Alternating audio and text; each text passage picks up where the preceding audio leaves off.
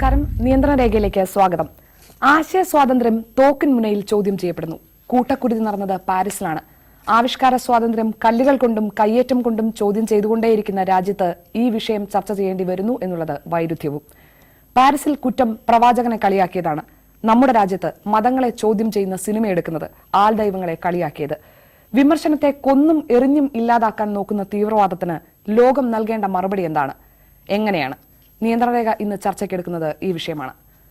ചർച്ചയിൽ നമ്മളോടൊപ്പം ചേരുന്നത് ചലച്ചിത്രകാരൻ Ranji Panicker, Hindu Aikyavedi general secretary RV Babu, രാഷ്ട്രീയ നിരീക്ഷകൻ O അബ്ദുള്ള, സാമൂഹ്യ നിരീക്ഷകൻ പ്രൊഫസർ MN കാരശ്ശേരി, ഒപ്പം അടുത്ത കാലത്ത് വളരെയധികം ചർച്ച ചെയ്യപ്പെട്ട മതങ്ങളെ വിമർശിച്ചതിന്റെ പേരിൽ യൂട്യൂബിലും സോഷ്യൽ മീഡിയയിലും വളരെയധികം ചർച്ച ചെയ്യപ്പെട്ട പ്രഭുവിന്റെ മക്കൾ എന്ന ചിത്രം സംവിധാനം ചെയ്ത ശ്രീ സജീവൻ അന്തിക്കാട് പ്രേക്ഷകരുമാണ് ചർച്ചയിൽ ചേരുന്നത്. ആദ്യം ശ്രീ രഞ്ജി പണിക്കർ, എനിക്കിഷ്ടമില്ലാത്തതൊന്നും പറയാൻ പാടില്ല, എന്റെ മതത്തെക്കുറിച്ചും ആരും പറയരുതെന്ന് പാരീസിൽ തോക്കുകൊണ്ട് പറഞ്ഞു.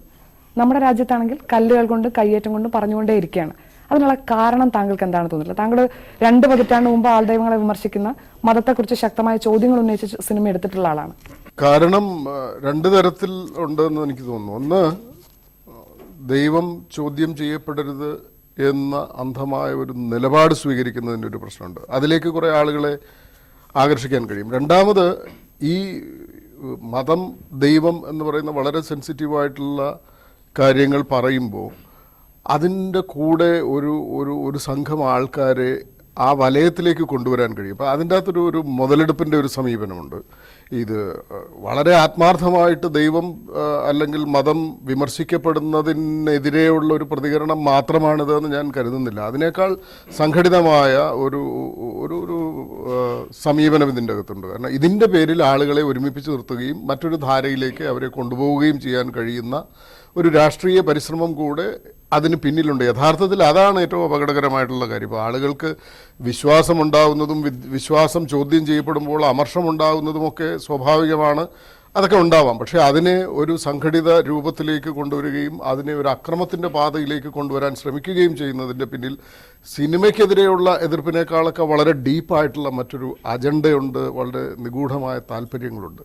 അതാണ് ബേസിക്കായിട്ട് ഇതിൻ്റെ ഒരു കാരണമെന്ന് എനിക്ക് തോന്നുന്നു. ഇപ്പോൾ ഈ താല്പര്യങ്ങൾ വളരുന്നുണ്ടോ? കാരണം അന്ന് മലയാളത്തിൽ ഒരുപാട് സിനിമകളിൽ അത്തരത്തിലുള്ള ചോദ്യങ്ങൾ ഉയർന്നപ്പോൾ ഉണ്ടാകുന്നതിനേക്കാൾ കൂടുതൽ പ്രശ്നം ഇപ്പോഴുണ്ടാകുന്നുണ്ട്. ഇപ്പോൾ ഷാനി സൂചിപ്പിച്ചതുപോലെയുള്ള ഒരു സിനിമ 22 വർഷം മുൻപ് ചെയ്യുമ്പോൾ ഉണ്ടായിരുന്ന ഒരു അന്തരീക്ഷമല്ല ഇന്നുള്ളത്. എനിക്ക് തോന്നുന്നു അങ്ങനെ ഒരു സിനിമ വരുമ്പോൾ ഇനി അതുപോലൊരു സിനിമ ചെയ്യാൻ ശ്രമിച്ചാൽ കുറെ കൂടെ സംഘടിതമായ, അന്ന് ഒറ്റപ്പെട്ട ചില പ്രതികരണങ്ങളുണ്ടായി, വളരെ ഒറ്റപ്പെട്ട ഒരു ആക്രമണമുണ്ടായി, തിയേറ്ററിനകത്തൊരു ചെറിയ സംഭവം ഉണ്ടായി, ഏകലവ്യൻ എന്ന് പറയുന്ന സിനിമ. പക്ഷേ ഇന്ന് ഒരുപക്ഷെ അങ്ങനെ ഒരു സിനിമ ഉണ്ടായാൽ അക്രമം തെരുവിലേക്ക് കൊണ്ടെത്തിക്കുന്ന തരത്തിലുള്ള നീക്കങ്ങളുണ്ടാവും. അതിന് കുറെ കൂടെ ഒരു ഫലഭൂയിഷ്ടമായ ഒരു അന്തരീക്ഷം നമ്മുടെ സമൂഹത്തിൽ സംജാതമായിട്ടുണ്ട്. അതൊരു അപകടകരമായ പോക്ക് തന്നെയാണ്. ഷാർലി എബ്ദോയുടെ പുതിയ ലക്കം ഇറങ്ങിയിട്ടുണ്ട്. പുതിയ ലക്കത്തിന്റെ കവർ പേജ് അവർ നൽകിയിരിക്കുന്നത് പ്രവാചകന്റെ കാർട്ടൂൺ തന്നെയാണ്. ഞാൻ ഷാർലി എബ്ദോ, ഞാൻ നിങ്ങളോട് ക്ഷമിച്ചിരിക്കുന്നു എന്നാണ് കവർ പേജിൽ അവർ പറയുന്നത്. ഇവിടെ ഞങ്ങൾ ആ വിമർശനം അതെന്ത് തന്നെയാണെങ്കിലും നിങ്ങളെ പ്രകോപിപ്പിച്ച എന്തായാലും അത് അവസാനിപ്പിക്കാൻ പോകുന്നില്ല എന്ന് പറയുന്നു. ഈ മതവികാരം വ്രണപ്പെടൽ എന്ന് പറയുന്നത് സംഭവിക്കുന്നത് എങ്ങനെയാണെന്നാണ് താങ്കളുടെ നിരീക്ഷണം? അത് അദ്ദേഹം പറഞ്ഞതുപോലെ ഒരു അജണ്ട, കൃത്യമായ താല്പര്യം, അതിന്റെ അടിസ്ഥാനത്തിൽ മാത്രം ഉണ്ടാകുന്നതാണ്. ഒന്നാമത്, മതക്കാർ പറയുന്നതിലുള്ള ഏറ്റവും വലിയ തമാശ എന്താണെന്ന് വെച്ചാൽ ഇവരെപ്പോഴും മറ്റു മതങ്ങളെ വിമർശിച്ചാണ് പുലരുന്നത്. അവര് മറ്റു മതങ്ങളുടെ ദൈവസങ്കല്പങ്ങളെയും പ്രവാചക സങ്കല്പങ്ങളെയും ഒക്കെ വിമർശിക്കുന്നുണ്ട്. അവർക്കതാവാം. ഇപ്പോൾ ഒരു ഉദാഹരണം പറഞ്ഞാൽ ബഹുദൈവ ആരാധന, ബിംബാരാധന, ഇത്തരം കാര്യങ്ങൾ വിമർശിക്കുന്ന ഒരു മതമാണ് ഇസ്ലാം. ഇതുപോലെ ക്രിസ്തുമതം അനവധി കാര്യങ്ങൾ ഇസ്ലാം മതത്തെയും, ഇസ്ലാം മതം അനവധി കാര്യങ്ങൾ യഹൂദ മതത്തെയും ഹിന്ദു മതത്തെയും ഒക്കെ വിമർശിക്കുന്നുണ്ട്. അപ്പോൾ അവർക്കാവാം. നേരെ മറിച്ച് ഇതിൻ്റെ ഒരു പ്രശ്നം എന്താണെന്ന് വെച്ചാൽ ഇത് രാഷ്ട്രീയമാണ്, മതമല്ല ഇത്. ഇപ്പോൾ ഇസ്ലാമിക് സ്റ്റേറ്റ് എന്ന് പറഞ്ഞാലോ, താലിബാൻ എന്ന് പറഞ്ഞാലോ, അൽ ഖൈദ എന്ന് പറഞ്ഞാലോ, മതത്തിൻ്റെ പേരിൽ, മതത്തിൻ്റെ മുഖംമൂടിയിൽ പ്രവർത്തിക്കുന്ന അക്രമ രാഷ്ട്രീയമാണിത്. അവർ രാഷ്ട്രീയ ആവശ്യത്തിന് വേണ്ടി, അധികാര സമ്പാദനത്തിന് വേണ്ടി, അല്ലെങ്കിൽ അധികാരത്തിലുള്ള ആളുകളെ പുറത്ത് കളയാൻ വേണ്ടി അവരുപയോഗിക്കുന്ന ഒരു സാധനം മാത്രമാണ് മതം. ഇപ്പം ഞാനൊരു ഉദാഹരണം പറഞ്ഞാൽ വേഗം മനസ്സിലാവും. ബാമിയാൻ കുന്നിലെ ബുദ്ധ പ്രതിമകൾ ഇവർ തകർക്കുന്നു താലിബാൻ. 2000 കൊല്ലമായിട്ട് അവിടെയുള്ള പ്രതിമയത്. അപ്പം മതമാണെങ്കിൽ 3ാം ഖലീഫ ഉസ്മാൻ ബിൻ അഫ്ഫാന്റെ കാലം തൊട്ട് അഫ്ഗാൻ ഭരിക്കുന്നത് മുസ്ലിങ്ങളാണ്. ആ ഒരൊറ്റ ഖലീഫയ്ക്കും ഒരു രാജാവിനും ഇത് തകർക്കാൻ തോന്നിയിട്ടില്ല. അപ്പൊ ഇവർക്ക് എന്താ തോന്നുന്നത്? ഇവർക്കിപ്പോ 96 അവിടെ അധികാരം കിട്ടി. ഈ അക്രമത്തിലൂടെ അധികാരം കിട്ടിയത് 5 കൊല്ലത്തോളം അധികാരം നിലനിർത്തിയ അക്രമത്തിലൂടെയാണ്. അപ്പോൾ അക്രമം വഴി, ഹിംസ വഴി അധികാരം നേടുക, അതിന് ദൈവത്തിന്റെയും മതത്തിന്റെയും പേരുപയോഗിക്കുക. അപ്പൊ ഇവരെ വിമർശിക്കുന്നതാണ് പ്രശ്നം. അപ്പോ ജനാധിപത്യമാണിത്. അതിൽ വിമർശനാതീതരായിട്ട് ആരുമില്ല. നേതാക്കന്മാരോ പ്രധാനമന്ത്രിമാരോ മുഖ്യമന്ത്രിമാരോ MP-മാരോ ഒക്കെ വിമർശിക്കപ്പെടും. ഇതുപോലെ ദൈവങ്ങളും പ്രവാചകന്മാരും വിമർശിക്കപ്പെടും. ആധുനിക ജീവിതത്തിന്റെ ഒരു പ്രശ്നമാണ്. നമ്മൾ ഒന്നിച്ച് ജീവിക്കുന്നു, നമ്മൾ ഒന്നിച്ച് അനവധി കാര്യങ്ങൾ ചെയ്യുന്നു. ആ കൂട്ടത്തിൽ ഇപ്പോ ഇറാഖില് ഷിയാക്കൾക്കെതിരായിട്ട് സുന്നികൾ ഒരു പ്രക്ഷോഭം നടത്തുന്നു. അത് ഇസ്ലാമിക് സ്റ്റേറ്റ് എന്ന് പറഞ്ഞ് വരുമ്പോൾ പിന്നെ അവർക്ക് എന്തോ ആവാമെന്നാണ്. അപ്പോൾ അവിടെ ഇപ്പോൾ മുസ്ലിങ്ങളുടെ ഒരു വിഭാഗം തന്നെ ബഹുമാനിക്കുന്ന റിഫായി ഇമാം എന്നുള്ള ഒരാളുടെ ശവകുടീരം തകർക്കുകയാണ്, അല്ലെങ്കിൽ ഇമാം നവവിയുടെ ശവകുടീരം തകർക്കുകയാണ്. അങ്ങനെ അവരുടെ ഇടയ്ക്ക് ഇനി പ്രശ്നങ്ങളുണ്ട്. അപ്പൊ ഇതിൽ പ്രശ്നം എന്ന് പറയുന്നത് അധികാരമാണ്. ചോദ്യം ചെയ്യാത്ത അധികാരമാണ് ഇവർക്ക് വേണ്ടത്. അത്തരം ഒരു അധികാരം നേടാൻ വേണ്ടി പൗരോഹിത്യം, ഇസ്ലാമിക് സ്റ്റേറ്റിന്റെ നായകൻ അൽ ബഗ്ദാദി എന്ന് പറയുന്നത് ഒരു മതപുരോഹിതനാണ്. അദ്ദേഹം വെള്ളിയാഴ്ച പള്ളിയിൽ പ്രസംഗിക്കുന്നതും കാണിക്കുന്നു, അദ്ദേഹം യുദ്ധം നയിക്കുന്നതും കാണിക്കുന്നു. അപ്പൊ അവരിൽ നിന്ന് വ്യത്യാസമായ ആരുണ്ട്? ഷിയാക്കളെ ആണെങ്കിലും യസീദികളെ ആണെങ്കിലും കുർദുകളെ ആണെങ്കിലും അവർ കൊല്ലുന്നു. അവരുടെ ഇടയ്ക്ക് തന്നെ കൊലപാതകമുണ്ട്. ഇതുപോലെ ഇപ്പൊ പാരീസിലാണെങ്കിൽ എബ്ദോ എന്ന് പറയുന്ന മാസിക ഇസ്ലാമിനെ മാത്രം പരിഹസിക്കുന്ന ഒരു മാസികയല്ല, അത് മതങ്ങളെ മുഴുവൻ പരിഹസിക്കുന്ന ഒരു തമാശ മാസികയാണ്. ഞാൻ അതിനെപ്പറ്റി നെറ്റിൽ മനസ്സിലാക്കിയ ഒരു കാര്യം അതിപ്പോ ക്രിസ്തു മതത്തെയും ഇസ്ലാം മതത്തെയും യഹൂദ മതത്തെയും ഒക്കെ പരിഹസിക്കുന്നുണ്ട്. പിന്നെ ഒരു കാർട്ടൂൺ നേരിടാനുള്ള ശക്തി ഇല്ല ഈ മതത്തിന് എന്ന് പറഞ്ഞാൽ എന്തൊരു തമാശയാണ്. തീർച്ചയായും അത് തന്നെയാണ് ചോദ്യം ശ്രീ അബ്ദുള്ള. അങ്ങനെ ഈ മതവികാരം വ്രണപ്പെട്ടതിന്റെ പേരിലല്ല, വളരെ വ്യക്തമായി ഇതിനെ അപലപിക്കുന്ന എല്ലാവർക്കും അറിയാവുന്ന കാര്യമാണ്. മതവികാരം വ്രണപ്പെട്ടതിന്റെ പേരിലല്ല, മതവികാരം മറ്റെന്തിനൊക്കെ വേണ്ടി ഉപയോഗിക്കാം എന്നതിന്റെ കൂടി തെളിവാണ് ഈ കാണുന്നത്. ചൂഷണം ചെയ്യലാണ്. അവിടെ യഥാർത്ഥത്തിൽ ഇതല്ല ആ മതം പറയുന്നത് എന്ന് പറഞ്ഞ് അതിനെ പ്രതിരോധിക്കാൻ മതത്തിന് ബാധ്യതയില്ലേ? യഥാർത്ഥ മതം അവരെ അന്ന് ഇപ്പോൾ പാരീസിൽ ചെയ്തതോ അല്ലെങ്കിൽ 2 ആഴ്ച മുമ്പ് പെഷവാറിൽ ചെയ്തതോ അതുപോലുള്ള കൂട്ടക്കുരുതികൾക്കോ ഹിംസക്കോ ഒരു നിലക്കും അനുവാദം നൽകുന്നില്ല. മതത്തിൻ്റെ മുമ്പിൽ, അതായത് മതം യഥാർത്ഥത്തിൽ പ്രവാചകൻ പ്രബോധനം ചെയ്തതായ ആ മതത്തിന് മുമ്പിൽ ഇത്തരത്തിലുള്ള ആളുകളെ കൊല്ലണമെന്ന് പറയുന്ന ഒരു വാക്ക് പോലും ഖുർആനിൽ നിന്നോ പ്രവാചകന്റെ വചനത്തിൽ നിന്നോ ഒരിക്കൽ പോലും ഉദ്ധരിക്കാൻ സാധ്യമല്ല. അതായത് ഏതാണ്ടൊക്കെ പഠിച്ചതിൻ്റെ അടിസ്ഥാനത്തിലാണ് പറയുന്നത്. അങ്ങനെയൊന്നും ഉദ്ധരിക്കാൻ സാധ്യമേ അല്ല. പ്രവാചകന് ഭ്രാന്തൻ എന്ന് നിരന്തരം വിളിച്ചിരുന്നു എന്നുള്ളത് വിശുദ്ധ ഖുർആനാണ് പറയുന്നത്. ഇന്നക്കല മജ്നൂൻ, താങ്കൾ ഭ്രാന്തനാകുന്നു, താങ്കൾ അങ്ങനെ പറയാമെങ്കിൽ അവർ പറയുന്നു താങ്കൾ ഭ്രാന്തനാണെന്ന്, താങ്കൾ സിഹർ ആഭിജാത്യം ചെയ്യപ്പെട്ടവനാണ് എന്ന രീതിയിൽ നിരന്തരമായി വിമർശനം. എന്നല്ല അദ്ദേഹത്തെ കൊല്ലാൻ വേണ്ടിയിട്ട് വാളെടുക്കുന്നു. ആ വാളെടുത്ത ആൾ ചോദിക്കുന്ന നിന്നെ ആര് രക്ഷിക്കും ഈ വാളിൽ നിന്ന്? പിന്നീട് മറ്റേ ആൾ കയ്യിൽ വാൾ വന്നപ്പോൾ താങ്കളെ ആര് രക്ഷിക്കും എന്ന് ചോദിക്കുമ്പോൾ അദ്ദേഹം വാളങ്ങ് വെക്കുന്നു, അദ്ദേഹത്തെ വിട്ടേക്കുന്നു. അപ്പോൾ വിമർശിക്കാൻ പാടില്ല എന്നതോ അല്ലെങ്കിൽ അതുപോലത്തെ നിരൂപണം പാടില്ല എന്നതോ എവിടെയും പറഞ്ഞിട്ടില്ല. പക്ഷേ ഈ മതത്തിൻ്റെ ആൾക്കാർ വൈകാരികമായ സെൻസിറ്റീവ് എന്ന് നമ്മൾ പറയുന്നത് ആ ഒരു വിഭാഗമാണെന്ന് മനസ്സിലാക്കിയിട്ട് ഇതിനെ പരമാവധി എങ്ങനെയൊക്കെ ചൂടാക്കാൻ കഴിയുമോ അങ്ങനെയൊക്കെ ചൂടാക്കുന്നു. ബന്ധപ്പെട്ട സമുദായം അവരുടെ മതത്തിനെ അല്ലെങ്കിൽ അവരുടെ പ്രവാചകനെ അവർ ആ ദിവ്യതയെ മറച്ചു പിടിച്ചുകൊണ്ട് ആരും അവരെ പറ്റി പറയാൻ പാടില്ല. നേരത്തെ എമ്മ പറഞ്ഞ മാതിരി അവർക്ക് മറ്റുള്ളവരെയൊക്കെ പറയാം, നമുക്ക് ആരെയും കളിയാക്കാം, നമ്മളെപ്പറ്റി ആരും പറയാൻ പാടില്ല എന്ന് പറഞ്ഞിട്ട് പ്രവാചകനോട് ബന്ധപ്പെട്ട എന്തെങ്കിലും ഒരു കാര്യം ആരെങ്കിലും പറയുമ്പോൾ ഭയങ്കരമായിട്ട് ചൂടാവുന്നു. അത് ഇവിടുത്തെ നിക്ഷിപ്ത താല്പര്യക്കാർ മനസ്സിലാക്കിയിരിക്കുന്നു എന്നതാണ് നമ്മൾ ഈ കൂട്ടത്തിൽ ഇതിനോട് ചേർക്കേണ്ടത്. ഇപ്പോൾ ഉദാഹരണമായിട്ട് നമ്മളിപ്പോൾ ഈ ഷാർലി അബ്ദോ എന്ന് പറയുന്നത് അത് ആൻറ്റി ഇസ്ലാം അല്ല, യഥാർത്ഥ ആൻറ്റി റിലീജിയൻ. അതായത് മാർപ്പാപ്പയെ ഭയങ്കരമായി കളിയാക്കുന്നു, കന്യാസ്ത്രീകൾ വളരെ പാവപ്പെട്ട കന്യാസ്ത്രീ വർഗത്തിനെ നമുക്ക് ഉദ്ധരിക്കാൻ പറ്റാത്ത രീതിയിൽ പരിഹസിക്കുന്നു. ഈ പരിഹാസം പക്ഷേ മറ്റ് സമുദായക്കാർ ക്രിസ്ത്യാനിറ്റി അത് ഏറ്റുപിടിക്കുന്നില്ല, അതുപോലെ തന്നെ മറ്റുള്ളവരാരും ഏറ്റുപിടിക്കുന്നില്ല. മീസാ ഖാലിബ് പണ്ട് പറഞ്ഞൊരു വാചകമുണ്ട്. അദ്ദേഹം പറഞ്ഞു, നിങ്ങൾ അദ്ദേഹത്തിൻ്റെ വശമല്ല, അദ്ദേഹത്തിൻ്റെ അഭിപ്രായമല്ല, അദ്ദേഹം പറഞ്ഞു നിങ്ങൾ മുസ്ലിങ്ങളുടെ ദൈവത്തിന് എത്ര വേണമെങ്കിലും ചീത്ത പറഞ്ഞു, മുഹമ്മദ് നബിനെ തൊട്ട് കളിക്കരുത്, കാരണം ആ സമുദായം ഇളകി വർഷം. അതുകൊണ്ട് നമ്മൾ പാരീസ് സംഭവത്തിൽ നിന്ന് മനസ്സിലാക്കേണ്ടത് ഇതിൻ്റെ ഗുണഭോക്താക്കൾ ആരാ? അവിടെയാണ് നമ്മൾ പറയുന്നത് രാഷ്ട്രീയമാണെന്ന് നേരത്തെ അദ്ദേഹം പറഞ്ഞതുപോലെ തന്നെ ഇതിലൊരു തരത്തിലുള്ള നിക്ഷിപ്ത താല്പര്യമുണ്ട്. ഈ സമുദായത്തെ ഇളക്കി വിട്ടുകൊണ്ട് ചില ലക്ഷ്യങ്ങൾ നേടാൻ പോകുന്നു. അതാണ് ഇപ്പോൾ പറഞ്ഞത് ദൗല ഇസ്ലാമി IS എന്ന് പറയുന്ന ആ തീവ്രവാദി വിഭാഗം. നേരത്തെ മുഹമ്മദ് ബിൻ അബ്ദുൽ വഹാബ് എന്ന് പറയുന്നതായ ഒരാൾ വഹാബിസത്തെ ഉണ്ടാക്കിയെടുത്തു. ആ വഹാബിസത്തിന് രണ്ടാമത് സൗദി അറേബ്യ മുതലായ ആൾക്കാരൊക്കെ അതിന് ആൾക്കാരായിരുന്നു. ഇപ്പോൾ അവരുടെയും അമേരിക്കയുടെ ഒക്കെ താല്പര്യത്തിന് അനുകൂലമായിട്ടാണ് യഥാർത്ഥത്തിൽ ഈ IS എന്ന് പറയുന്ന ഭീകരത വരുന്നത്. അതിന് ലോകത്തിലെ ഒരു മുസ്ലിം ഗ്രൂപ്പും പിന്താങ്ങുകയോ അനുകൂലിച്ചിട്ടില്ല. രാഷ്ട്രീയത്തിലേക്ക് മാത്രം നോക്കേണ്ട ആവശ്യമൊന്നുമില്ല. കേരളത്തിലും ഇന്ത്യയിലും തന്നെ ഏറ്റവും ഒടുവിൽ വിശ്വരൂപത്തിനെതിരായ പ്രതിഷേധത്തിൽ അടക്കം കേരളത്തിൽ ഒരു മനുഷ്യന്റെ, ഒരു അധ്യാപകന്റെ കൈവെട്ടിക്കളഞ്ഞ നാടാണ് കേരളം. അങ്ങനെ ആ പ്രതിരോധം എന്തുകൊണ്ട് ഫലവത്താകുന്നില്ല എന്നാണ് ഞാൻ ചോദിക്കുന്നത്. ഈ പറഞ്ഞതായ വികാരത്തിന് നല്ലൊരു ഭാഗം ഈ വിശ്വാസികൾ നല്ലൊരു വിഭാഗത്തും അവർ ഷെയർ ചെയ്യുന്നതാണ്. ഈ തരത്തിലുള്ള എന്തുണ്ടെങ്കിലും അതിനെതിരെ അങ്ങ് മരിച്ചാൽ നേർ ഉടലോടെ സ്വർഗത്തിൽ. ആ ധാരണ തിരുത്തിയെടുക്കേണ്ടതായ ബാധ്യത മുസ്ലിങ്ങളിലെ പ്രബുദ്ധരായ വിഭാഗങ്ങൾക്കുണ്ട്. അതിനെ തള്ളിപ്പറയാതെ ഞാൻ വളരെ അണ്ടർലൈനാണ്. ആ വിശ്വാസത്തെയോ പ്രവാചകനെയോ മതത്തെയോ തള്ളിപ്പറയാതെ തന്നെ അതിനോടുള്ള എല്ലാവിധ ബഹുമാനങ്ങളും നിലനിർത്തിക്കൊണ്ട് അത്തരത്തിലുള്ള ജാടകളെയും ജീർണതകളെയും അന്ധവിശ്വാസങ്ങളെയും തുടച്ചു നീക്കുക എന്നത് മാത്രമാണ് പരിഹാരം. ശ്രീ RV ബാബു, കേരളത്തിലും രാജ്യത്തും ഇപ്പോൾ ഏറ്റവും ഒടുവിൽ കണ്ടത് ഒരു സിനിമയ്ക്ക് നേരെയാണ്. ഹൈന്ദവ വികാരം വ്രണപ്പെടുത്തുന്ന ആ സിനിമ എന്നതിന്റെ പേരിൽ PK എന്ന് പറയുന്ന സിനിമ ഇപ്പോൾ ഇന്നലത്തെ റിപ്പോർട്ട് അനുസരിച്ച് 600 കോടി രൂപ കളക്ട് ചെയ്ത് ഇന്ത്യൻ സിനിമാ ചരിത്രത്തിലെ ഏറ്റവും വലിയ വിജയം ആ സിനിമ കരസ്ഥമാക്കിയതും ഈ ഹൈന്ദവ സംഘടനകളുടെ പ്രതിഷേധത്തിന് പ്രധാനപ്പെട്ട ഒരു കടപ്പാടുണ്ട്. ആ സിനിമയിൽ തന്നെ ചോദിക്കുന്ന ഒരു ചോദ്യമുണ്ട്. ഇത്രയും സർവ്വചരാചരത്തെ സൃഷ്ടിച്ചു എന്ന് നിങ്ങൾ പറയുന്ന ദൈവത്തെ സംരക്ഷിക്കാൻ നിങ്ങൾ കുറെ സംഘടനകളും കുറെ മനുഷ്യന്മാരും കുറെ മതങ്ങളും ഇറങ്ങിയിരിക്കണം. ഹിന്ദു മതത്തെ ആരെങ്കിലും അങ്ങനെ അപഹസിക്കാൻ വിട്ടുകൊടുക്കേണ്ടതുണ്ടോ? ഇതിനകത്ത് ഹിന്ദു മതത്തെ സംബന്ധിച്ച് PK എന്ന സിനിമ ഞാൻ സത്യസന്ധമായി പറഞ്ഞാൽ കണ്ടിട്ടില്ല. പക്ഷേ അതൊരു കുറവാണെന്ന് എനിക്ക് തോന്നിയിട്ടുമില്ല. എനിക്ക് പറയാനുള്ള കാര്യങ്ങൾ ഇപ്പോൾ ഇവിടെ പറഞ്ഞ സാഹചര്യത്തിൽ ഷാനിയുടെ ചോദ്യത്തിൽ നിന്നും വ്യത്യസ്തമായി അനുബന്ധിച്ച് പറയാനുള്ളത്, ഒന്ന്, ഹിന്ദുമതം ഇത്ര വിമർശനങ്ങളൊന്നും ഒരു കാലത്തും ഭയപ്പെട്ടിട്ടില്ല എന്നുള്ളതാണ്. രാവിലെ ശ്രീരാമൻ്റെ ക്ഷേത്രത്തിൽ പോയിട്ട് പുഷ്പാഞ്ജലി നടത്തുകയും വൈകുന്നേരം സാംസ്കാരിക സമ്മേളനത്തിൽ ശ്രീരാമൻ സീത ഉപേക്ഷിച്ചത് പോക്കിരത്തിലായിപ്പോയി എന്ന് പറയുകയും ചെയ്യാനായിട്ട് ഒരു മടിയും കാണിക്കാത്ത ആൾക്കാരാണ് ഹിന്ദുക്കൾ.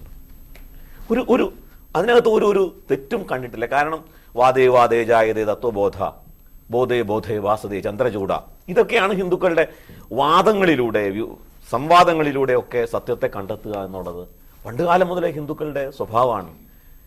പക്ഷേ ഷാനി പറഞ്ഞ പോലെ ഇടക്കാലത്ത് ഇപ്പോൾ ഹുസൈൻ ചിത്രങ്ങളിൽ നമ്മൾ മനസ്സിലാക്കേണ്ടത് 70കളിലെ അവസാനമാണ് ഹുസൈൻ ചിത്രങ്ങൾ വരയ്ക്കുന്നത്.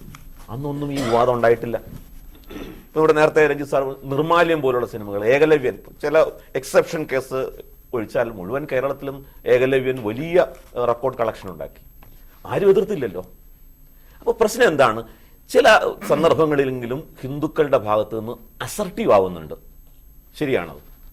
എന്തുകൊണ്ട് അങ്ങനെ അസർട്ടീവ് ആകുന്നു? ഈ ഹിന്ദു സംഘടനകൾ നേരത്തെ പറഞ്ഞ 76കളിൽ ഉണ്ടായിരുന്നില്ലേ? ഏകലവ്യൻ സിനിമ നടത്തുമ്പോഴും ഈ ഹിന്ദു സംഘടനകളിൽ രാഷ്ട്രീയ താല്പര്യം തന്നെ അല്ല. അവിടെയാണ് പ്രശ്നം. ഈ അസർട്ടീവ് ആകുന്നതിന്റെ കാരണം രാഷ്ട്രീയ താല്പര്യമൊന്നുമല്ല. അവർ കാണുന്നു, സമൂഹത്തിൽ ചില ഇരട്ടത്താപ്പുകൾ കാണുന്നു. സാംസ്കാരിക നായകന്മാരുടെ ഭാഗത്തുനിന്നും രാഷ്ട്രീയ നേതാക്കന്മാരുടെ ഭാഗത്തുനിന്നും ചില ഇരട്ടത്താപ്പുകൾ പറയുമ്പോൾ മനസ്സിലാവും എന്തുകൊണ്ട് ഞങ്ങളെ മാത്രം വിമർശിക്കും. അതല്ല പ്രശ്നം.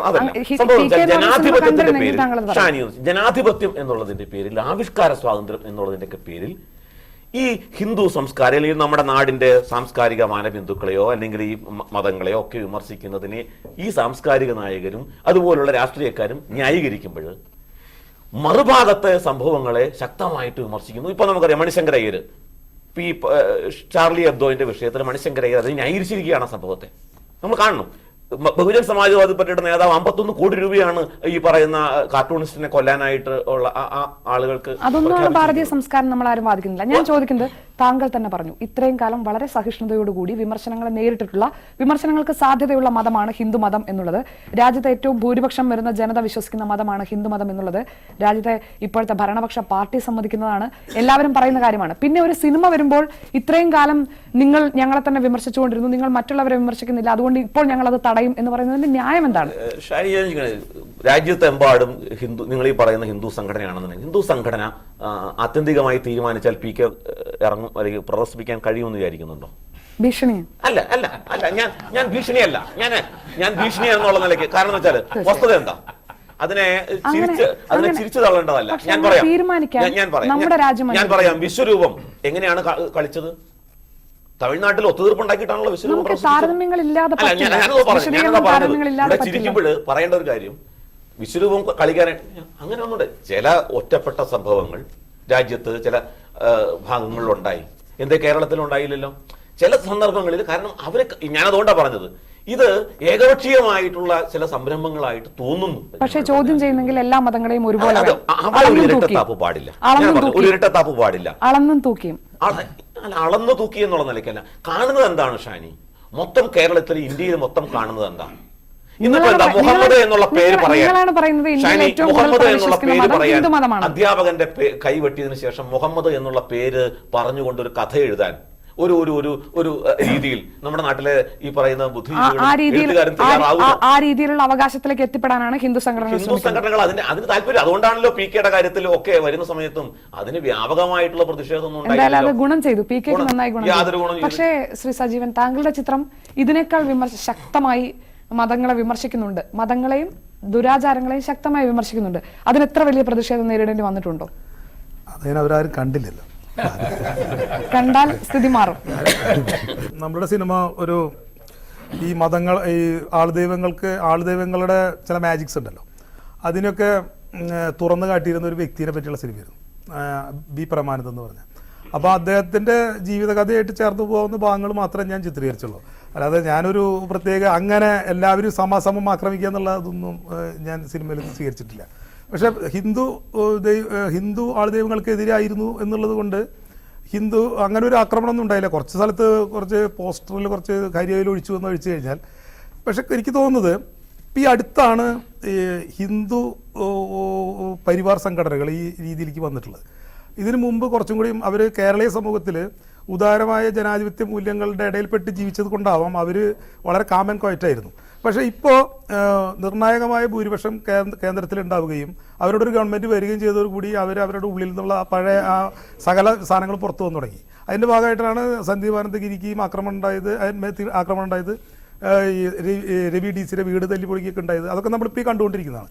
കുറച്ച് ഇതിൻ്റെയൊക്കെ ഒരു ഇമ്പാക്റ്റ് എന്ന് പറഞ്ഞാൽ, ഇപ്പോൾ നമ്മൾ പുറമേക്ക് ഈ അല്ലെങ്കിൽ ഈ മുസ്ലിമിൻ്റെ ആക്രമണം അല്ലെങ്കിൽ തീവ്രവാദി ആക്രമണം കാണുമ്പോൾ ഇവിടെയുള്ള മതേതരർ ഒരുമിച്ച് നിൽക്കുക അല്ലെങ്കിൽ അതിനെതിരെ ഒരു മതേതരമായ മറ്റൊരു പ്രതിഷേധം രേഖപ്പെടുത്താന്നതിന് പകരമായിട്ട് ഹിന്ദു ഭൂരിപക്ഷം ചിന്തിക്കുന്നത് എന്തുകൊണ്ട് നമുക്കതുപോലെ ആയിക്കൂടാ, പേടിപ്പിച്ച് കൂടെ നിർത്തുക, കൊതിപ്പിച്ച് കൂടെ നിർത്തുക. ഇതാണ് മതത്തിൻ്റെ. താങ്കൾ ഒരു മതത്തെ വിമർശിക്കാൻ അല്ലെങ്കിൽ ഒരു ആൾദൈവത്തെ വിമർശിക്കാൻ തീരുമാനമെടുക്കുമ്പോൾ അടുത്ത സിനിമയിൽ കൃത്യമായി മറ്റേ ആളെ വിമർശിക്കാം എന്ന് തീരുമാനിക്കേണ്ടതുണ്ടോ? അവിടെ ഒരു കൈവെട്ടിയാൽ അപ്പോൾ അവർക്ക് കൈവെട്ടാം, ഞങ്ങൾക്ക് വെട്ടിക്കൂടെ എന്ന് പറയുന്ന ഒരു താരതമ്യം വളരെ അപകടകരമാണ്. നിർഭാഗ്യവശാൽ നമ്മുടെ സമൂഹത്തിൽ അങ്ങനെ ഒരു താരതമ്യം നിലനിൽക്കുന്നു എന്ന ഞെട്ടിക്കുന്ന സത്യം നമ്മൾ അംഗീകരിച്ചേ തീരൂ. കാരണം ഒരു ഭാഗത്ത് ഇസ്ലാമിക തീവ്രവാദത്തിൻ്റെ നിഴൽ പറ്റിയുള്ള സംഘടനകൾ ശക്തിപ്പെടുമ്പോൾ മറുഭാഗത്ത് അതേ തീവ്രവാദത്തിലൂടെ അല്ലാതെ ഇതിനൊരു സമതുലനം സംഭവിക്കുകയില്ല എന്ന് വിശ്വസിക്കുന്ന ആളുകളുടെ എണ്ണം കൂടി വരുന്നു. അത് അപകടകരമാണ്. ഇപ്പോൾ ഞാനൊരു സിനിമ എഴുതുമ്പോൾ അതിൽ ഈ പറയുന്ന ഒരു അളവും തൂക്കവും ഒന്നും എന്നെ സംബന്ധിച്ചിടത്തോളം ബാധകമല്ല. അപ്പം ഞാൻ ഏകലവ്യൻ എന്ന് പറയുന്ന സിനിമ എഴുതിയപ്പോൾ അതിലൊരു ഹിന്ദു ആൾദൈവത്തെയാണ് ഒരു ആൻറ്റഗണിസ്റ്റായിട്ട് ക്യാരക്ടറൈസ് ചെയ്തിട്ടുള്ളത്. ഞാൻ അതിന് തൊട്ട് മുൻപെടുത്ത സ്ഥലത്തെ പ്രധാന പയ്യൻസ് എന്ന് പറയുന്ന സിനിമ 1947 സ്ഥാപിതമായ ഹിന്ദുസ്ഥാൻ കോളനിയിലെ ഒരു പ്രതിഷ്ഠ മാറ്റുന്നതിനെക്കുറിച്ചും അതിലൊരു പള്ളി പൊളിക്കുന്നതിനെക്കുറിച്ചുമാണ് അതിൻ്റെ ഒരു ബേസിക് ആയിട്ടുള്ള ഒരു theme.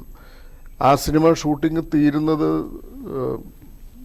92 December 2-നാണ്. December 6-നാണ് Babri Masjid പൊളിക്കുന്നത്. ഇതെല്ലാം ആ കാലത്തിൻ്റെ രാഷ്ട്രീയവുമായി ബന്ധപ്പെട്ട് അതിൻ്റെ മുതലെടുപ്പുകളുമായി ബന്ധപ്പെട്ട് തന്നെയാണ് ആ സിനിമയിൽ ചിത്രീകരിക്കപ്പെട്ടിട്ടുള്ളത്. അപ്പോൾ ഇത് ഞാനൊരു സിനിമ ഇനി എഴുതുമ്പോഴും അത് ഒരു ഭാഗത്തൊരു ഹിന്ദു ആൾദൈവം ഉണ്ടെങ്കിൽ മറുഭാഗത്ത് ഒരു മുസ്ലിം ആ നിലയ്ക്കുള്ള ഒരു ധാരയെ പ്രതിനിധീകരിക്കുന്ന ഒരാളുണ്ടാവണം എന്നൊരു കണക്കുകൂട്ടലോടുകൂടി ഒരിക്കലും എനിക്കെന്നല്ല ഒരാൾക്കും അങ്ങനെ ഒരു സിനിമ എഴുതാൻ പറ്റുമെന്ന് തോന്നുന്നില്ല. അങ്ങനെ കണ്ടാൽ ജനങ്ങൾക്ക് അതിൻ്റെ പൊള്ളത്തരം മനസ്സിലാവും. ഇവിടെ ചർച്ച ചെയ്യപ്പെട്ടൊരു വിഷയം PK-യിലാണെങ്കിലും സാറിന്റെ ഏകലവ്യനാണെങ്കിലും ഇദ്ദേഹം എടുത്ത പുതിയ സിനിമയിലാണെങ്കിലും മതത്തെ വ്രണപ്പെടുന്ന മതത്തെ ഒരു സിനിമയും വ്രണപ്പെടുത്തിയിട്ടില്ല.